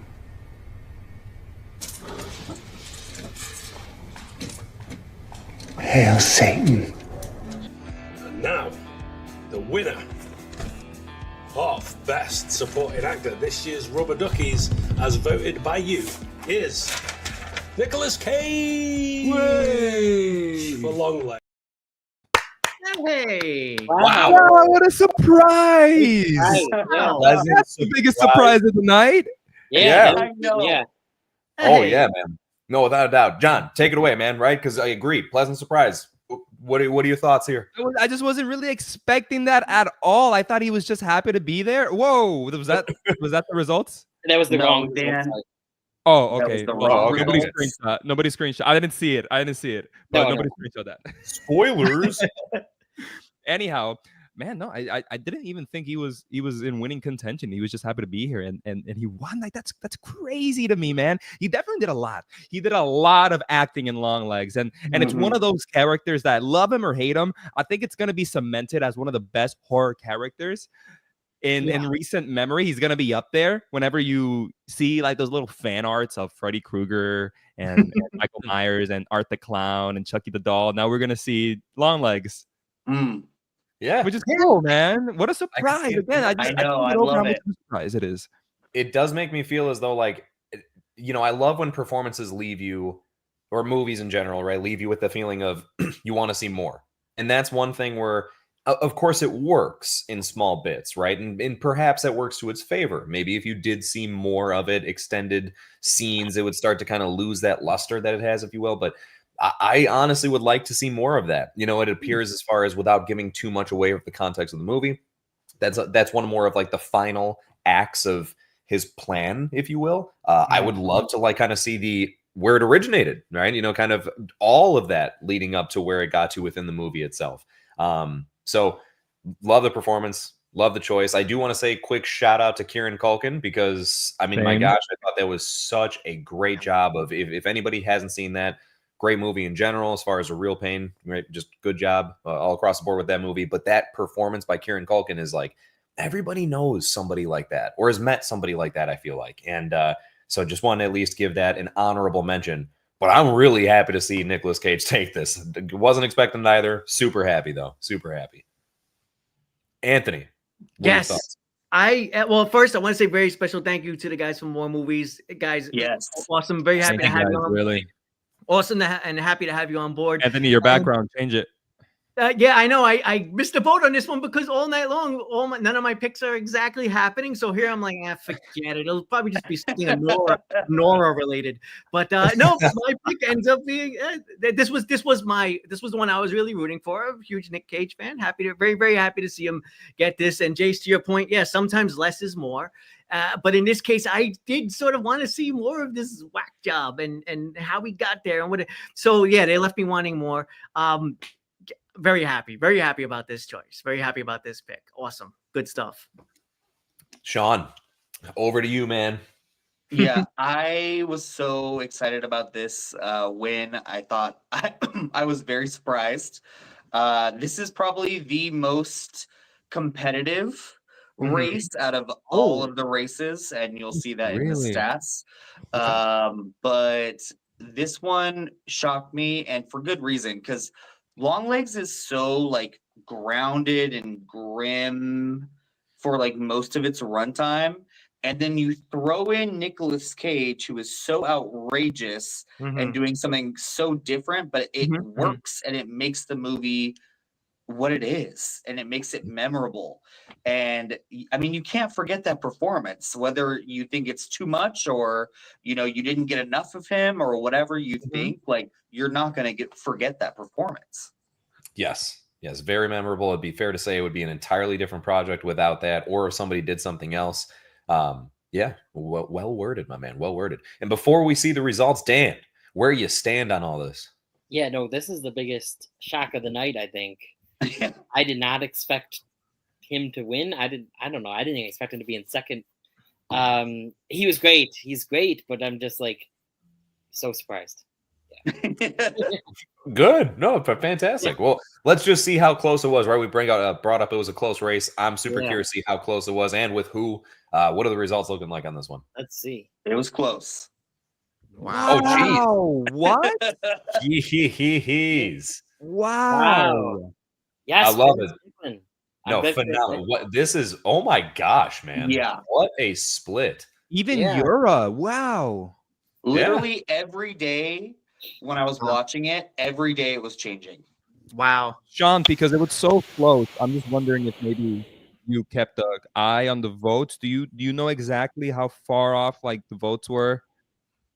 Was it by a point, by a vote, by 2 votes? Yeah, I mean, so literally these are off by like 3-4 votes each. Okay. Dang. Wow. Yeah. That is insane. And I love that the honorable mention I was throwing out there ended up coming in second place. That's fantastic. Yeah, and I'm Yeah, glad. and Kieran, I glad mean, Kieran is amazing, but like he's gonna win everything at all of the award shows. So it's kind of fun on this award show to award somebody else, you know? 100%. Yeah. happy. Yeah.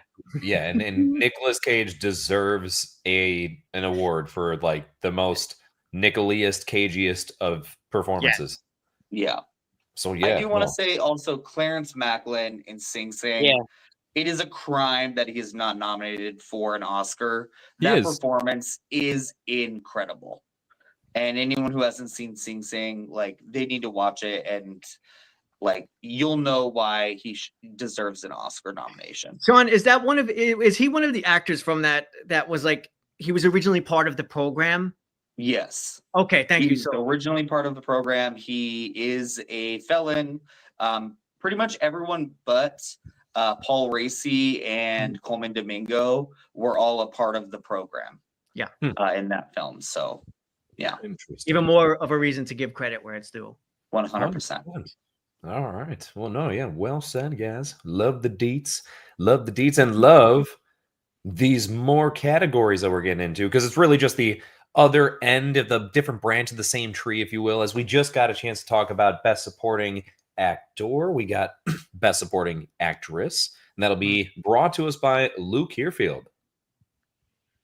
Thank you very much, boys, and hey up to everyone that's watching. My name is Luke Hearfield. I am a film enthusiast who likes to talk shit about movies, TV, and the Oscars on YouTube for your amusement. It's no secret that award season is kind of my thing. You can find all sorts of award season content on my YouTube channel and also on my socials, whether it's prediction videos, ranking videos, discussion and analysis, as well as reaction vids. I do it all, so yeah, if you're into all that stuff, come check us out. But it's my great honor and privilege to announce the winner of this year's Best Supporting Actress at the 4th Annual Rubber Ducky Awards. Before we announce the nominees, I just want to say a massive thank you to Sean and the rest of the boys from the Cinema Squad for having me back for hosting duties. I really appreciate it. I'm so happy to be here. And the nominees for Best Supporting Actress are Adria Arjona for Hitman. I didn't kill him.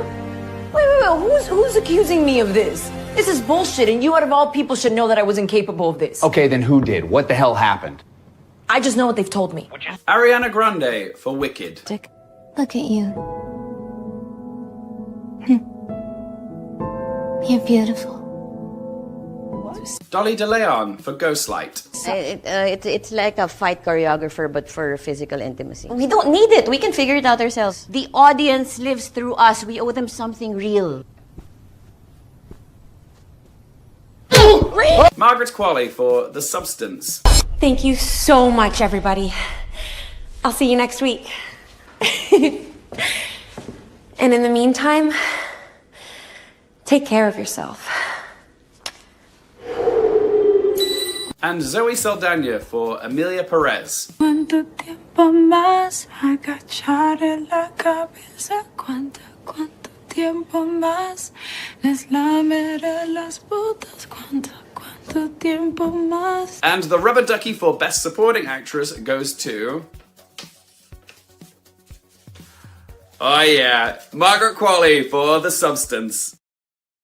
Hey! Okay. Wow, Okay. very nice. Very Love it. nice. Love it, love it, love it. Got just temporarily kind of scared that Emilia Perez is going to win something. I'm sorry. Just had to throw that out there. No, what a great win here. Love it. Love the love for The Substance. Amazing performance as far as in that movie. This is the first performance I've seen by Margaret, so I thought that, at least that I believe I've seen. You know how sometimes, especially if it's a newer actor or actress, you think it's the first time you've seen them, and all of a sudden you see something else, and you're like, oh, that's right, I technically saw them in this. So I don't believe I've seen her in anything else. But very, very nice job as far as to be across from Demi Moore and the performance that Demi brought in that film was phenomenal. So to kind of go toe to toe with that, if you will, as the same person technically is really, really cool. And yeah, amazing to see the win here. Love it. Also, just thank you, Luke, for bringing that to us. Much appreciated, bud. Thank you so much, And Luke. 100%. And you know what, Sean, he shouted you out by name first, so I don't know. That's making me feel like we'll just toss it to you. I love this category. I think there's so many actresses here that I would like to see. Honestly, I think Zoe Saldana too is the best part of Amelia Perez. So I'm happy she's there. So you can put me on that one. But Margaret Qualley, I think she is the second half of Demi Moore, and they both give great performances. But I want to shout out Dolly De Leon in Ghostlight. That performance is so good, and that movie is so good. Agreed. And honorable mentions are very much needed. There's a reason why there's multiple nominees and not just going straight to the winners and everything. Dan, where do you stand? Is it something where you think that this is also, as far as an appropriate win, you thought someone else is going to be taking it?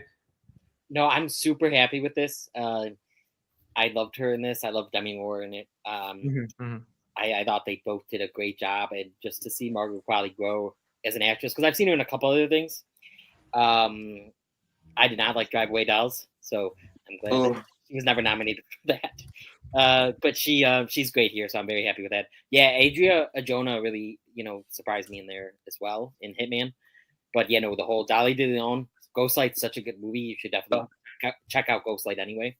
But all these actors and all these actresses did a really phenomenal job. Indeed. Once again, a reason that they're here. Jonathan, what do you have to add into the mix? Man, Margaret Qualley was great in The Substance. She actually got my vote. Oh, so I am happy that she won. Yeah, I ended up putting Zoe because somebody put Margaret in, but I voted for Margaret. She was so good in that movie. I mean, that clip is nothing compared to some of the third act stuff, especially when she starts to lose her teeth, and she has that hallway sequence with Dennis Quaid about so smile, and her facial reactions in that scene alone. I'm like, oh, perfect. I love that. So I'm happy. I'm happy that she got the win here. Yeah, and Ariana Grande, I meant to bring up. I loved her. So can't forget about Ariana. Yeah, no, she's so good. I would have loved her to win too. Even though I do think she should be leading in general. She's a surprisingly great comedic relief. Yeah. Which I'm not saying it's that I've technically seen as far as from back in the day some of her Disney work. So I know that she has like some comedic work prior to this and everything, but it translates very well within her role in Wicked. But she's so unproven. You know what I mean? Yes. Like in film. So to see her like take on this huge role and to really make it her own, like that's impressive work. 100%. Anthony, throw us in final thoughts into the mix before we check out some ratings. No, I'm with you guys in the gushing. I think that she killed it in this performance. Just great work all around. Great work all around, really, for everyone else in this category too, though. But I almost feel like it's actually nice to see her win this because Demi Moore is deservedly getting so much love for this. So it's nice to see the other half of that, of that integral mix get some love as well. And here, I mean, I don't know. It's funny because like the tail end of the show tonight is like a lot of my kind of favorites getting the wins. So it's just nice to see on a personal note. That's awesome. Anthony, I'm really happy you brought that up because Demi has been getting a lot of love, and Margaret Qualley kind of seemed like she might be getting some love in all of the awards races, and then she stopped getting nominations. So to see her win here, it's pretty cool. Yeah, and she's such a major component in the film, and yet, not as good to see her get some shine right here. Yeah, it's neat. It wouldn't be the same without her, right? That's the whole point of The Substance. You need that. You gotta respect the balance, as the movie says. Right? Hey. What are the results looking like? Let's see. Ooh.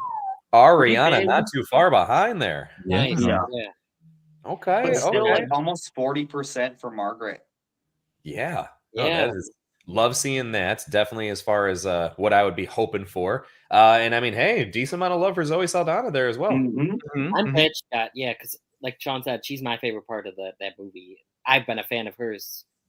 Marvel Rise and all the sci-fi stuff she's been in. So yeah, no, it's great. And I think that translates to the Oscars too. Like, I think that people still love that performance, even though the movie is now hated worldwide.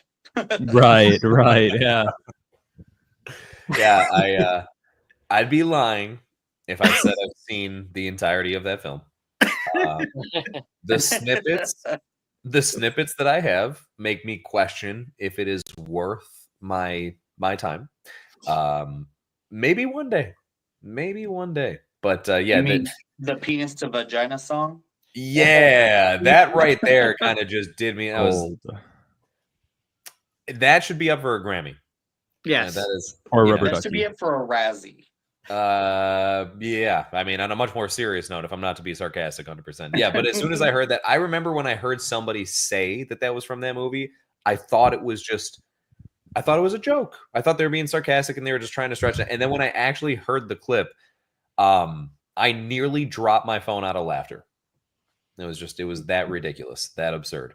I actually listen to it every time it shows up on Twitter. Like I like have fun with it. Freaking hilarious. Yeah. Well, I think that that's the point is, right? You listen to it because of how like absurdly funny it is, not because hey, this is really a great song from a great musical. Yeah. And maybe that says something, but I also feel like that wasn't the intention, right? It doesn't appear to be where it's like, yo, we're gonna make people laugh like constantly with this one. No, it just seems like it was unintentionally funny, and it almost reminds me of a situation of The Room, where it's like that wasn't how it was. Like it wasn't made to be like a comedy, but now it's kind of a cult classic because it's just hilariously bad. I almost feel like maybe we're witnessing the Room of our generation. Oh dear. Maybe. Can you imagine if one day, like a decade from now, people are having just like screenings all over for it the same way that Tommy Wiseau is doing the screenings for The Room all over the place? It could happen. Yeah. Sean, do you think it's funny that we have like the room in that category, and now we might have the front room in that category too? Like as like, yep. It just dawned on me, but yeah. Moving along. No more rooms, please. That's right. That's right. We'll hold off on the rooms. But we will not hold Except off red on rooms. We love red rooms. Sure. Some rooms have exceptions, right? Depends. Yes. You know what I mean? It depends on what's going on in those rooms, right? It's the details, variables that come into play. But anyway, as much as we may want to move on from rooms, what we also want to move on to is the next category. Staying within the best of certain things and within the acting field, we happen to be getting into the best leading actor, and that is going to be brought to us by Horror Flicks with Nick. Whoa. Hey everyone, I am Nick from Horror Flicks with Nick, a YouTube channel that reviews horror movies. Tonight is my third time in 3 years presenting an award for the Rubber Duckies. My first year, naturally, I presented the award for Best Horror Movie. You may remember me getting chased around my basement by Ghostface before presenting the award to Nope. Last year, I presented the award for Best Hidden Gem. And this year, I have been tasked with presenting the award for Best Lead Actor in a Film. This category is absolutely stacked. There are a number of lead performances that were not even nominated. People like Daniel Craig in Queer, Ralph Fiennes in Conclave, and Sebastian Stan in both The Apprentice and A Different Man. These 5 men that were nominated absolutely deserve their spot and their chance to win a Rubber Ducky. Now, with no more fluff, I will get right into the nominees. Our first nominee is Adrian Brody in The Brutalist.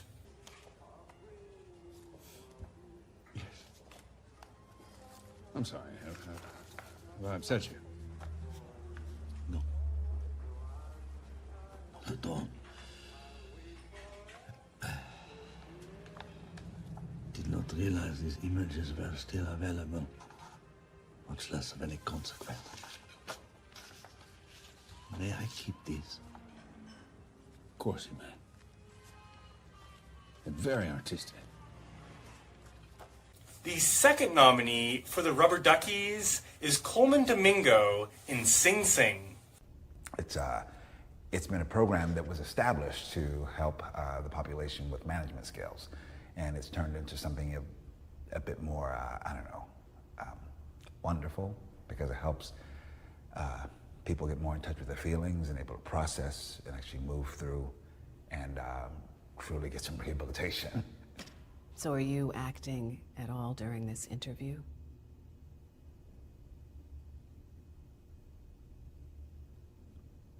Absolutely not. I truly hope that you can understand that I've been very sincere. I know how meaningful this is. I would never, actually that's not the intention of acting. Acting is just to, process. I read about the program. The third nominee is Nathan Stewart in Femme. Not your type. Yeah. Ain't a big man to treat you like a little bitch. The fourth nominee is Timothée Chalamet, not for a complete unknown like the Oscars, but instead for Dune Part 2. I am Paul Muad'Dib Atreides, Duke of Arrakis, Udidina Heshidani, Nelissan Al-Gaim, Rui Dimenaruk, Ashidi! And the fifth nominee is Kyle Gallner in Strange Darling.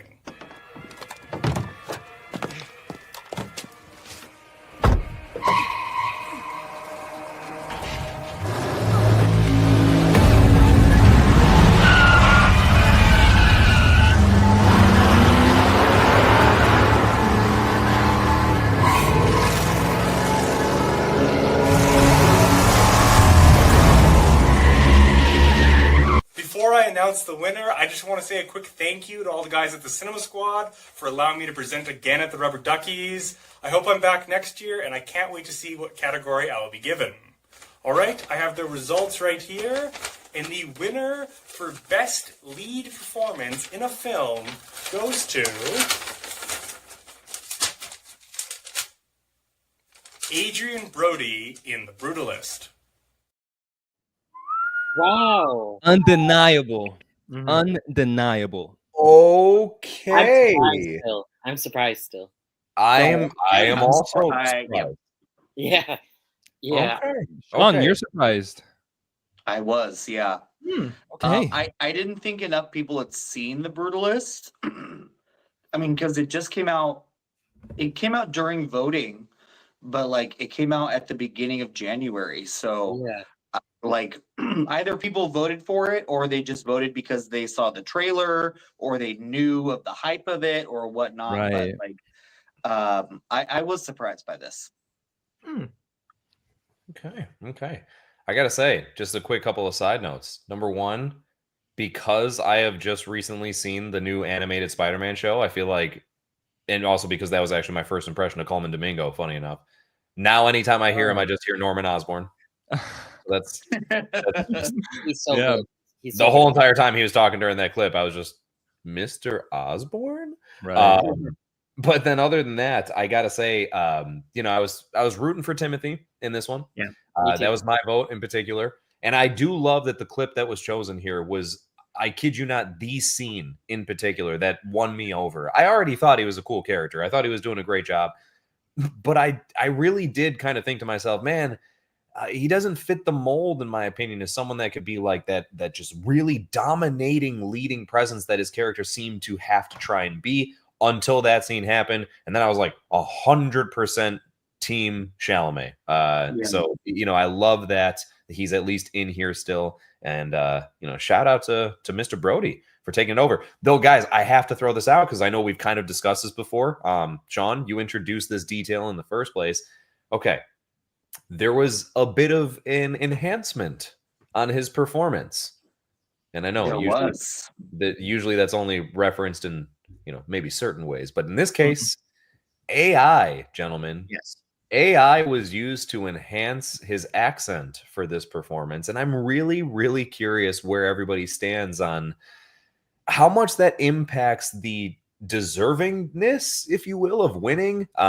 If it doesn't matter at all, as just this is like one of the first times it's kind of coming into play. So I don't know, curious to hear the opinions. Yeah, Dan, go for it, man. Have you've seen those since it's less than they even thought at first, so it's even less. It's like some noises that only Hungarians can make or something. Okay. So Okay. It's much Right. less. Right. So so you that wouldn't part. say it's like full blown sentences per se. It's more like like noises or You're clearing your throat and I don't know. Yeah. So like, as somebody that can speak 2 languages, I'll sort of explain what the controversy is and what was actually happening here. So yeah, AI was definitely used, and it was used to enhance his accent when speaking Hungarian, not speaking English with the Hungarian accent, but when he's speaking Hungarian, just the accent itself. That's what AI was used. So this is the equivalent. I'll use like a Spanish accent. Zoe Saldana, for example. That's how you pronounce her name, Saldana. So let's just say that Adrian Brody had to say the word Zoe Saldana, but he doesn't say Saldana. He keeps on saying Zoe Saldana. Like I did. Sure. And so what they did with the AI is they went back in and added the Saldana, the little ñ. Yep. That's what they did with the AI. All the accents. Which is not that big of a deal, I think, my opinion. Yeah, I didn't. Right. Do you And feel then when you though? find out that they have been using that for the past couple of years, and also it was used for Carla Sofia Cascon's performance in Amelia Perez for her voice to make her voice sound better during the singing performances. Late Night with the then Devil. That's when you start going into like, okay, they're using this for maybe every performance, and we're just unaware of it. It's definitely thank you, Luke. Appreciate that, man. Thank you, Luke. Thank Now, you rocked in your video, bro. Come on now. Definitely, 100%, man. Yes. Appreciate the support. No, I mean, you guys bring a fair point, right? If it's like just a bit of a touch here and there, of course, it's almost like if a picture was finished and then if another artist came in and just added some finishing touches, does that all of a sudden mean it's not the original person's art in the first place, or do you take full credit away from them? It's an interesting discussion, and that's why I wanted to throw it out there, because I will say I do feel as though it is fair to lean in the direction of, hey, you know what? It was only altered so much, and it was with, of course, an artistic purpose, and perhaps really did enhance the performance overall to make it that much more believable. The only thing I would say is, is it fair to then say if you had another actor that was able to do that without needing the enhancement, right? Would it be like classified as a better performance at that point? It's tough because, obviously there's something to be said about the individual, right? That perhaps like you really wanted Adrian to be the person for that role. I just think it's one of those where like you could kind of talk in circles about it for a while. It would still remain interesting. It's like the old school way of doing things. Like maybe the performance wasn't perfect and you didn't get all the accents, but it was the like original performance. And now all we're getting are performances that are like updated by AI. So that's kind of unfortunate. Yeah, It's there was a almost little bit of charm in those days when they didn't have to enhance someone's accent, right? And like I think about why am I losing his name? Who played Ben Kenobi in the original Star Wars? What's his name? The actor, I forget. Alec Guinness, right? Like he played like an Arab in Lawrence of Arabia, right? And so you talk about like maybe his accent was off, but it's something that we talk about now, decades later, and it's just become a part of the performance. We can laugh about it, we can talk about it, but it's part of the performance now. And I guess I agree to an extent. Yeah, like it would have been nice if maybe 10 years down the line when we talk about the Brutalist somehow and we talk about, oh, remember those little bits of accent that Adrian Brody was a little off on, and it adds that bit of charm, I think. Yeah, right.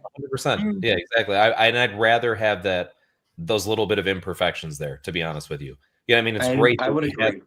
Yeah, I'm great. It's nice to have the ability to do what they've done, but I just think there's more appropriate times and places for the use of it in general, and I don't know if it fully justifies. I mean, if you played the performances side by side, again, like with or without it, I think it's totally fair to say that Hungarian people themselves would be able to identify, like, whoa, That was off. Or- That didn't sound right. Yeah, like And- the Spanish and Amelia Perez. My goodness. right. And there is something to be said Bro. where I could understand if it wasn't altered, where Hungarian people would be like, man, it'd be nice if it was that much more authentic.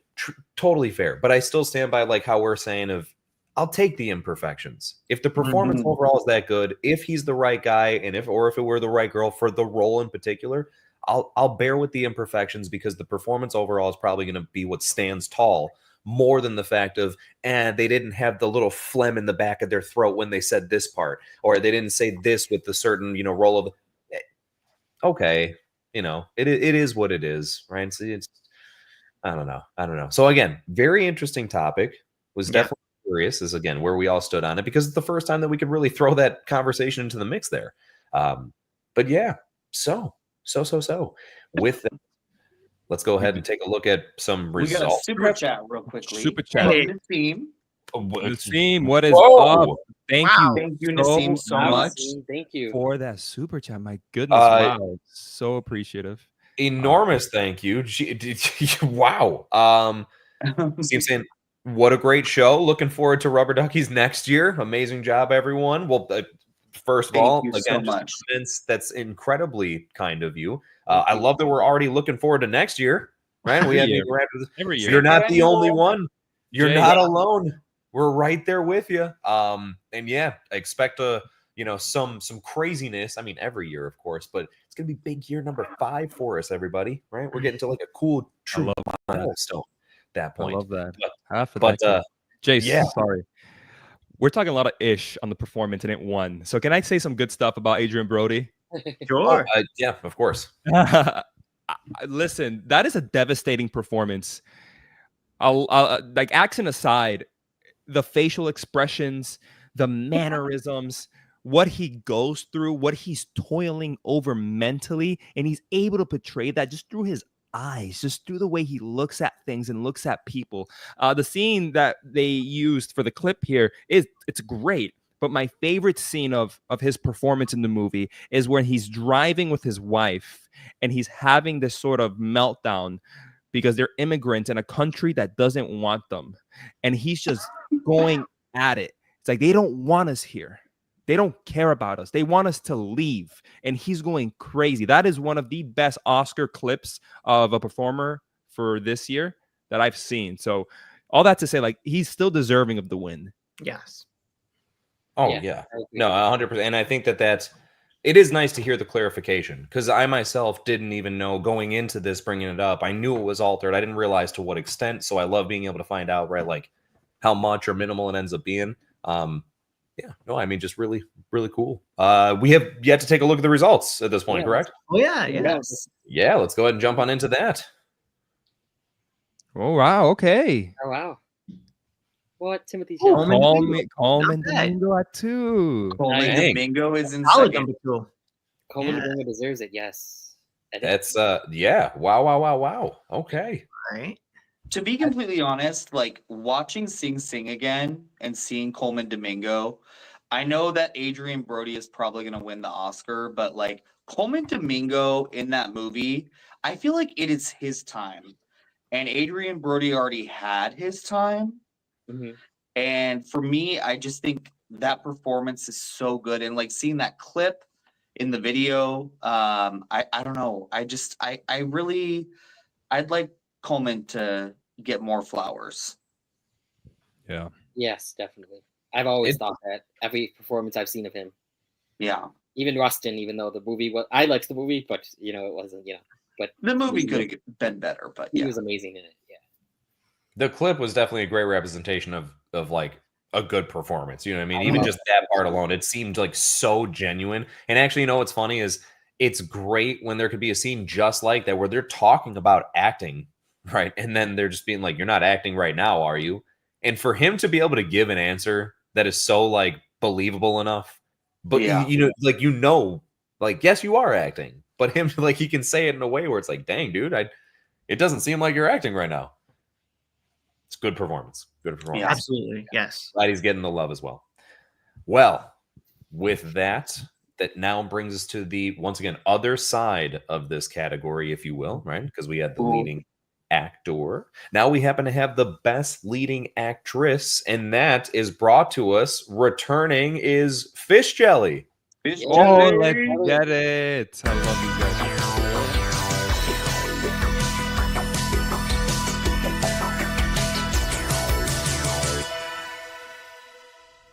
That's Nick. And that's Joseph. We're Fish Jelly, and we're here to announce the winner for Best Actress at the 4th Annual Rubber Duckies. This year's nominees are in good company. Yes, previous year's winners were Emma Stone for Poor Things, Mia Goth for Pearl, and Kristen Stewart for Spencer. The nominees this year represent an interesting range of characters: a witch, a serial killer, a prostitution whore, a faded Hollywood star, and a washed-up showgirl. Do you see a pattern here? Yeah, I mean, they're all characters who ironically play a major part in their own demise, or you could say reconfiguration. Let's go over the nominees. And for those who are interested, we have a review for each of these performances on our YouTube channel.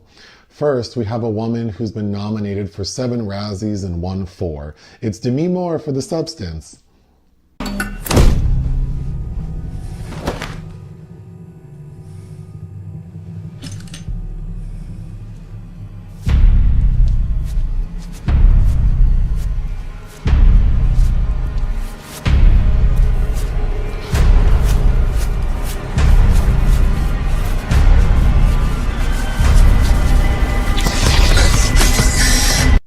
Also rising from the ashes of the Razzie, as if barbed wire asked us to leave Nomi Malone, Pamela Anderson reinvents herself in The Last Showgirl. That's what makes it so special. The fact that it's the last one. It's a show. It's costumes. Sets. Look, it is a dinosaur, Shelley. I think we're getting noticed tomorrow. Are you kidding? Yeah, you heard this from Muffy? Yeah.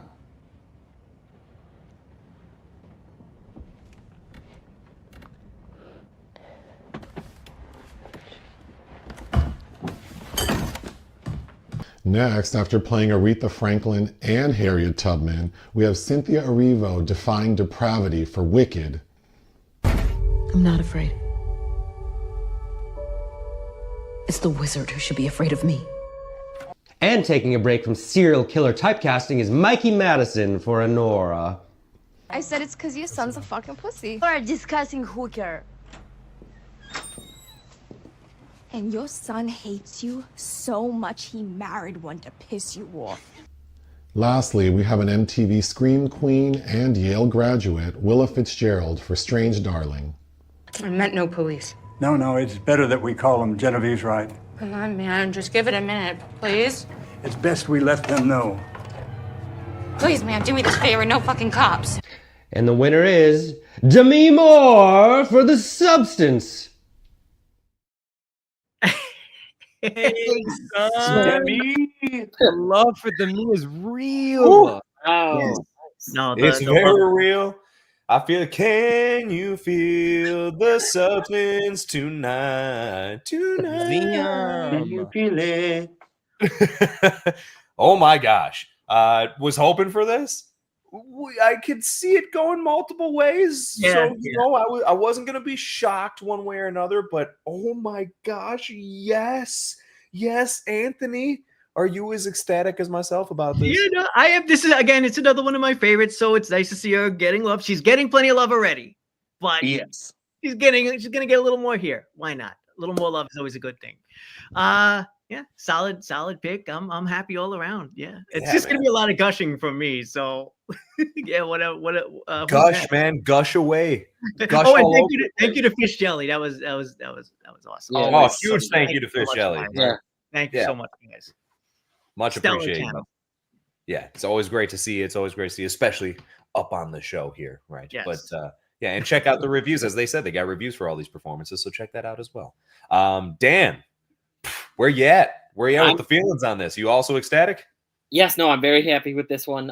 I just love her narrative that she's been in the business for a while. She was called a popcorn actress, like she said in her speech, and now she's getting her, her dues, I think, for a great performance. So I'm very happy with this. But everyone in this category was great. I loved watching those clips. Yeah, right. It's always, I'm glad we got the clips to go along with it to help justify the performances. Just also in case like people haven't seen them, you know what I mean? To give you a little bit of a sneak peek as far as Yes. what may be the reason as to why they're even nominated, let alone winning in the first place. John, Sir. it is not only to just try and like harp on this one factor, but I can only imagine that there was the hope as far as for Honora to be taking this. So just curious where the stance is. If we're still happy with the results, what's your thoughts? Woe is me. No. I'm playing. Listen, I love Demi Moore in The Substance. She did so good, and I love the career narrative that she has this awards season. So it wasn't surprising. Like, sure, did I want Mikey to win? I think if Mikey won the Rubber Ducky, I would have been surprised. I think that's where the surprise would have been. And a happy surprise, right? I would have been like celebrating. But yeah. it was going to be Demi Moore. She's been giving some excellent speeches lately. And again, the career narrative is just there, and it's making people fall in love with her and fall in love with the performance. And that includes me. So even though she's not my number one, deserving win nonetheless. So congratulations to Demi Moore. 100%. I love that. Should have been nominated for best popcorn. A weird one to eat anything to. I don't know. Maybe, yeah, exactly. Yeah, and I just think, you know, horror movies in general, they could totally still be in the popcorn category, right? You could throw just about anything in there. But yeah, this one is, especially by the ending. Again, I don't think you want to be eating anything at that point, you know. Sean, all right, how we feeling about the selection here, man?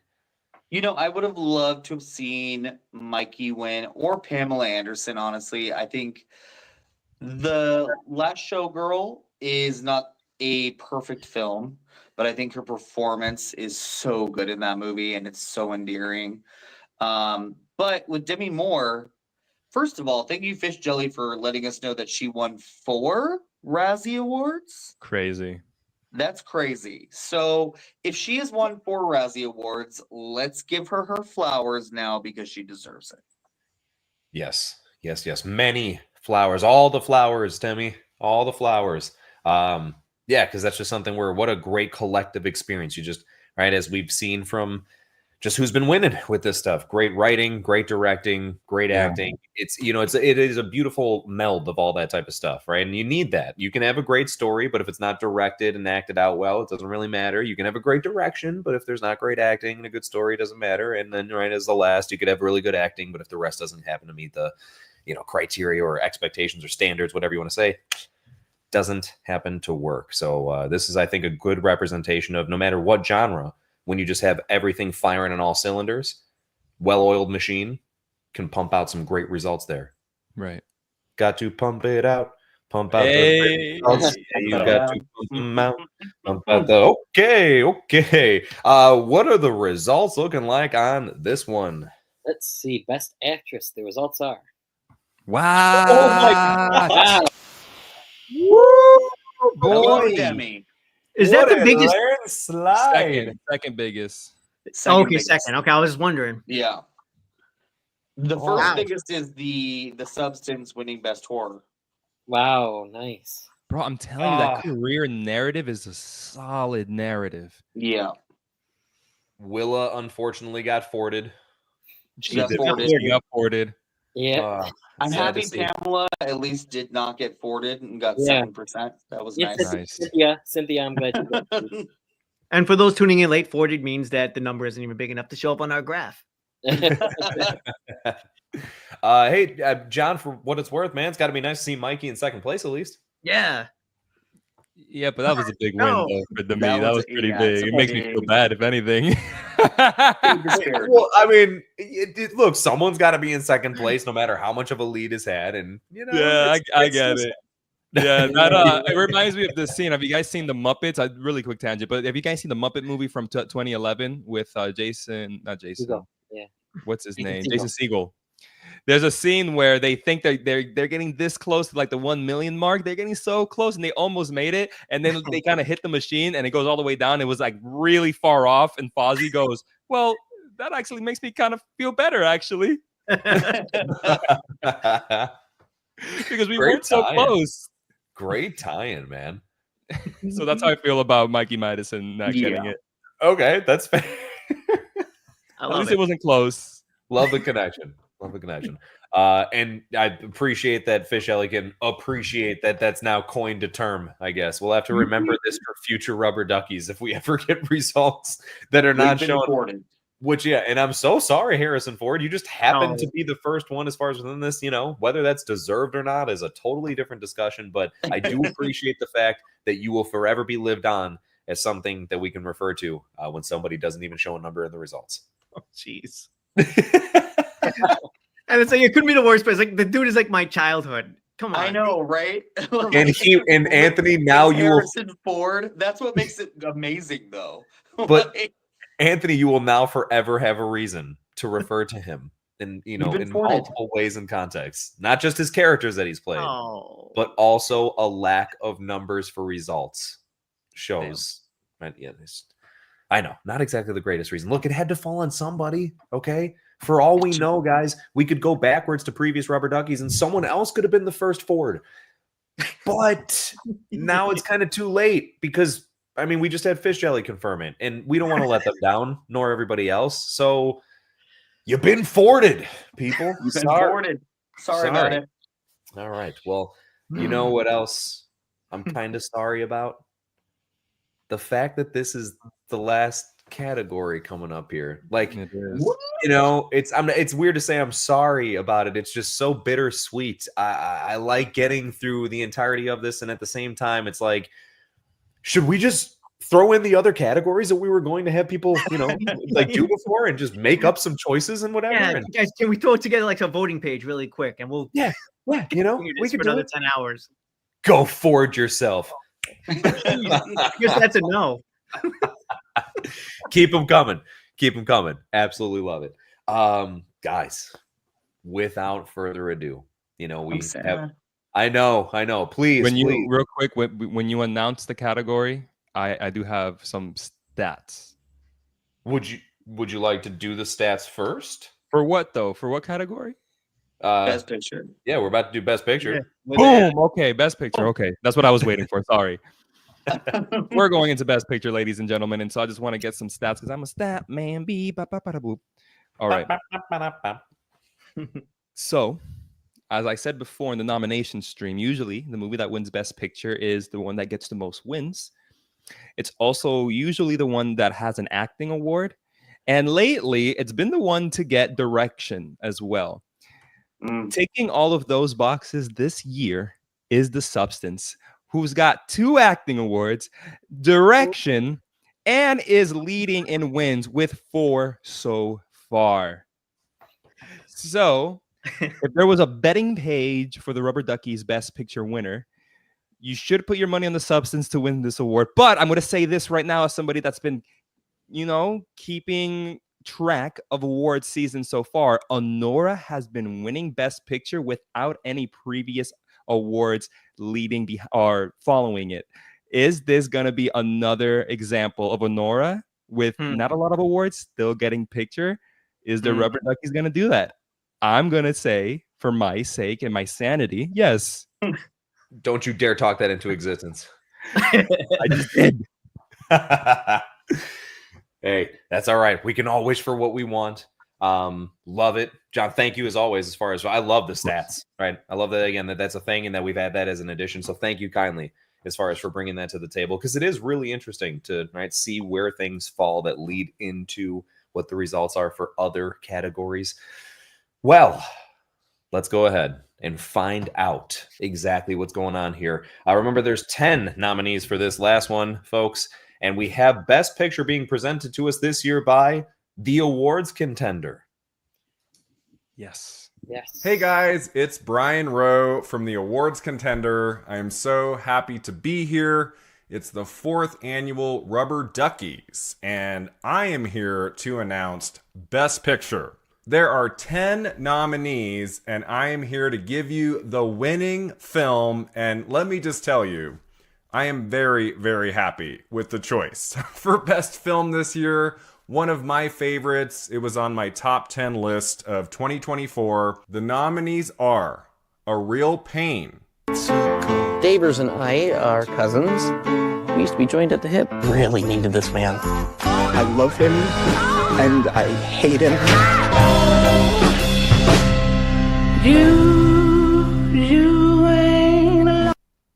Challengers. I assume you planned this? Not this part.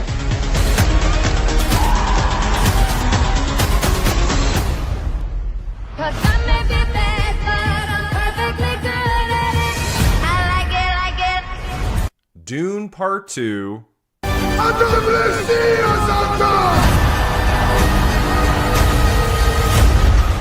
He who can destroy a thing has the real control of it.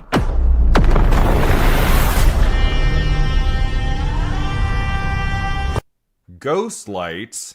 Many of us live our lives repressing our emotions because out there they can be a liability. But in here, we can put those into good use.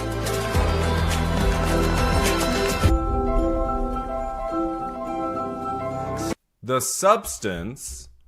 Have you ever dreamt of a better version of yourself? Younger, more beautiful, more perfect. Smile!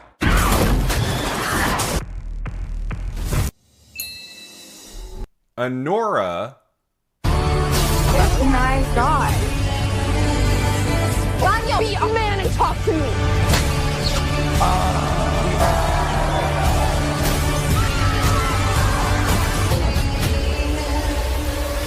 Deadpool and Wolverine. This is what I'm talking about. Big slow motion action sequence.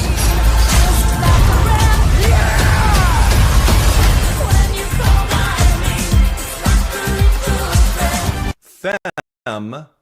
I'm a private person. You get that? I'm the same. Are you now? Yeah. Don't test me now.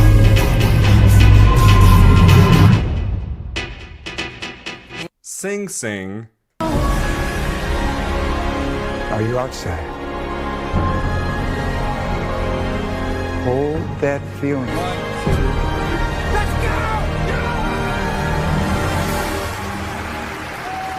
And Wicked.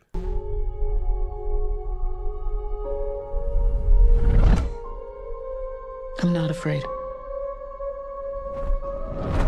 It's the wizard who should be afraid of me. And the winner is The Substance.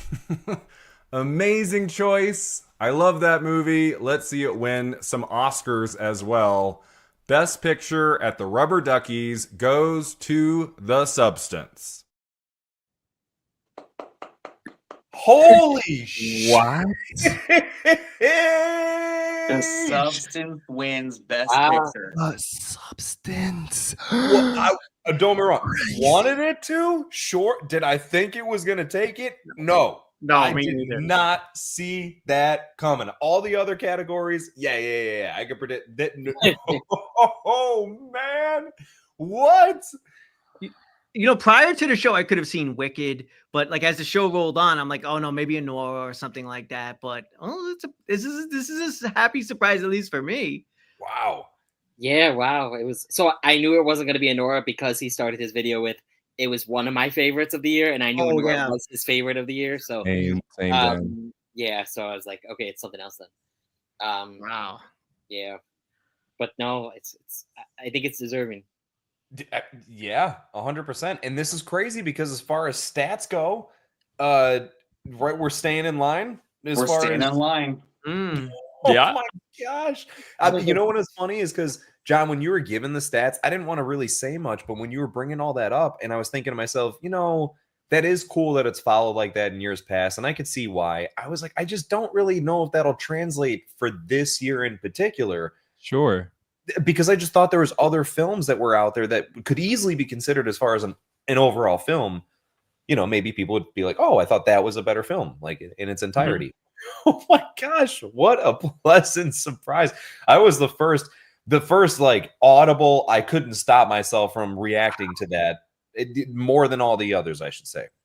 Right, I can't wait to see the stats on this. You know, I never quite know our crowd, like like, could it be Deadpool and Wolverine? I feel like that's not quite our crowd anymore. I'm trying to, you know what I'm getting at? Like, what is our base? Like, who's doing these votes? Is it more like the mainstream crowd? Well, Is it the niche crowd who like horror? I don't know. It's that's a what little I bit of love, everything, man. though. Yeah. Like you bring up such a good point. Like there's always these surprises during this show, like Mhm. winners like Mia Goth for Pearl or Yeah. Nicolas Cage for Long Legs, and then we have The Substance for Best Picture, Yeah. and then Honora wins Best. Like we always have like Yeah. such different different winners, and I Yeah. love that about our viewers because they have such a That varied too. love for film. Yeah.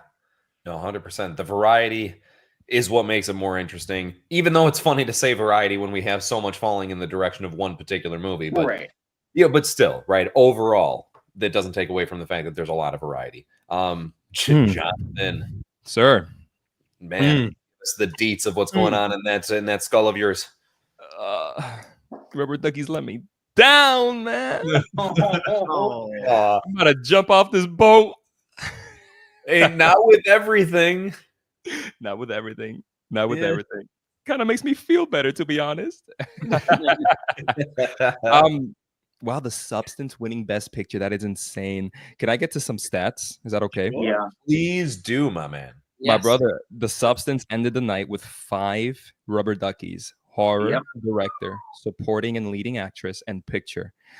That means The Substance is the most, there's not a word, I just made it up, but is the most winningest movie of all Rubber Ducky history. Wow. Would you say it's Wow. the least 40th? It definitely is the least. It's a 40th. It could afford. It could afford. Trust me, it could afford. Oppenheimer won picture last year, and it got 4 wins. Year before that, Everything Everywhere got 4 wins, and Spider-Man the year before that got 3. Substance Wow. got 5. It's the most winningest movie of all Rubber Ducky history. 5 That is wins. crazy. Yeah, no, I'm Yeah. glad you said the other stats because I was like, no, it's on par with the Everything Every Year. Nope, it's not. What? People love The Substance more this year. Another stat I want to bring up, guys, is that this year for the Rubber Duckies, the least amount of films went home with awards. Sorry. Is that what I mean? Yeah, that's what I mean. Yeah. So the other years, a variety of films would take home awards. Just one Rubber Ducky, for example. So we would have like 14 movies come out with Rubber Duckies. This year, only 11 movies came out with Rubber Duckies. Now, some of them We were were just multiple talking Rubber about Duckies.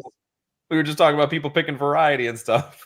all the other years for sure. Last year and 2 years before that, yeah, people were choosing variety, giving just one Rubber Ducky to a movie. Not this year. This year, people gave multiple to just one movie. Obviously, The Substance really resonated with people. Yeah. Right? Yeah. I mean, how could it not? Like, I would honestly fair. just, with all due respect to everybody as an individual, if you were able to watch that movie and not really like walk away with some sort of feeling, if you were able to watch it and just be like, okay, I don't know how to really feel about you as a person. I would kind of question, like, who are you in your regular life?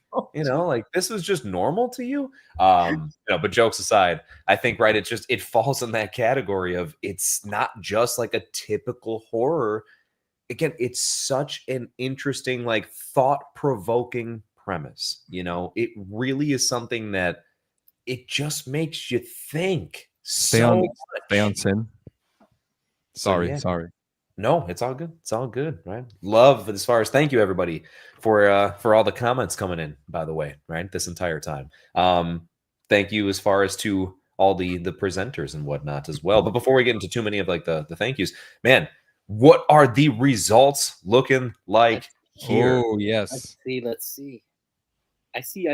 Wow. Wow. What? Dang. Honora in sec. No. Dune. Sing got second. No, Dune. Oh, Dune Part 2, yeah. Sing got 40. Yeah, Dune Part 2 got second. I would have been nice. Nora got third, and Wicked got fourth. Okay. I love that Dune got second. That is awesome to see. And wow, we got 5 Fords on the table here. Yeah. Challengers, GBs. Fem, Ghostlight, A Real Pain, and Sing Sing all got forwarded. I'm glad Challengers. I'm glad we at least nominated Challengers some stuff.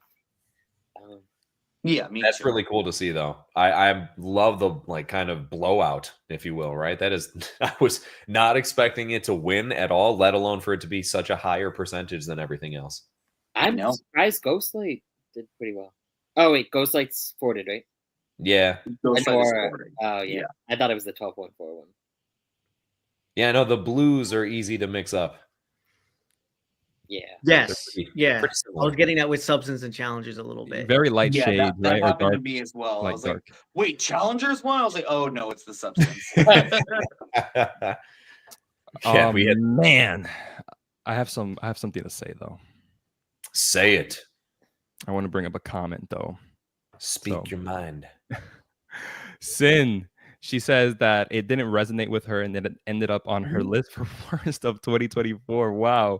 Well, hold on. Let's hold the phone here real quick. Yeah. If it is the worst, did it not resonate with you to some degree? I mean, if it didn't resonate, it would be, I feel like, on no list whatsoever. But if it was enough of an impact to make your worst, then hey, it may have been a negative resonation, but resonated nonetheless. But I'm sorry, Sin.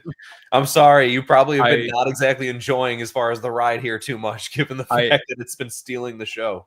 I wanted to bring this up because I actually am just okay with the Substance. Okay. I'm just okay with it, man. Yeah, I mean, I I've don't seen it fuck with it. twice already, and even I think the second time, much like Dan with Honora, it went down for me on the second time. I'm not the biggest fan of this movie either, Sin. It's not on my worst, but I resonate with you, Sin. That I don't care about the resonance. that's the next movie. That's the sequel. But I didn't care for the Substance like that. Like I found there to be like I didn't really like its script, even though it was nominated. I didn't care for its script. I thought that it gets really repetitive. I also didn't appreciate that there is hardly any dialogue, which I know some people like that about it. I didn't like that about it. And I just feel like the rules of the Substance were just getting muddied constantly throughout the runtime. For the sake of the script's deeper themes of like aging and stuff like that. All that to say, congratulations, Substance, even though I didn't really care about you. Tell us that you're unhappy Honora didn't win without telling us you're unhappy Honora didn't win. Just rewind what I just said then. Hey, that's it's respectable, right? This is one of those things where, please, if anything, let everybody also from just having a good time with all this stuff, a takeaway, let it be that you have to always respect that this is completely subjective opinion. Yes. It's just at the end of the day, there's no complete right or wrong. Everybody technically to a degree is right. You like what you like, and for whatever reason that you like it, so be it. You know what I mean? Hence going back to the point I'd thrown out before of I'm really happy when I see you guys like something so much, even if I don't, because I don't know, it's just nice to see. You know what I mean? And it's people have personal preferences. It's the same thing with food. Try to look at it that way. Would you really go up to someone that's eating a dish that you don't like and make them feel bad about it? Like, dude, what the heck? You're eating that? Are you kidding me? What do you think that tastes good? That's trash. It's garbage. Doesn't it smell disgusting? No, you wouldn't do that. Well, if you're I from do the that with internet, people if you're who from eat the eggs. internet, you would do that. I mean, hey, probably, but at least on the internet. Think about it in a real life setting, right? Would you Real do life that in a real life setting? God, Most no. likely not. Most likely not. Anyway, well, guys, I mean, this is where I will throw it out real quick to just, open playing field for a brief moment here as we start to sadly bring this to a close. Any final remarks, thoughts, comments, fits of rage that we want to throw out into the universe before we start to say our goodbyes? This went by faster than I expected. Like the Rubber I Duckies know. as a whole went by so fast. I can't believe it's over. Yeah, I can't believe it's been 4 hours. Yeah. That's what happens when you're having a good time. Yeah, It's yeah. true. True. Time flies. Time flies. Well, I'll take that as a no. We're good. Yeah. Yeah. Wow. Okay. I mean, it's been a great show, and I just want to thank every single one of the announcers who put their time and effort into making a video. Yeah. Down below in the description, once you're watching the video on repeat after it's live, make sure to go to these channels for these announcers and subscribe to them and show them some love. We really love that we get all of these people together to celebrate film, whether we love the winners or we don't love the winners. We can all come together and just celebrate film and TV together. Thank you for saying that, John. You stole the words from my mouth because it was one of the final remarks to throw out there. And just to echo it real quick, not like anything different's about to be said because it was beautifully stated there, but still a very, very genuine thank you to literally every presenter. I want you all to realize that this show is not what it is if you don't also contribute what you do. And we appreciate that to such a large degree.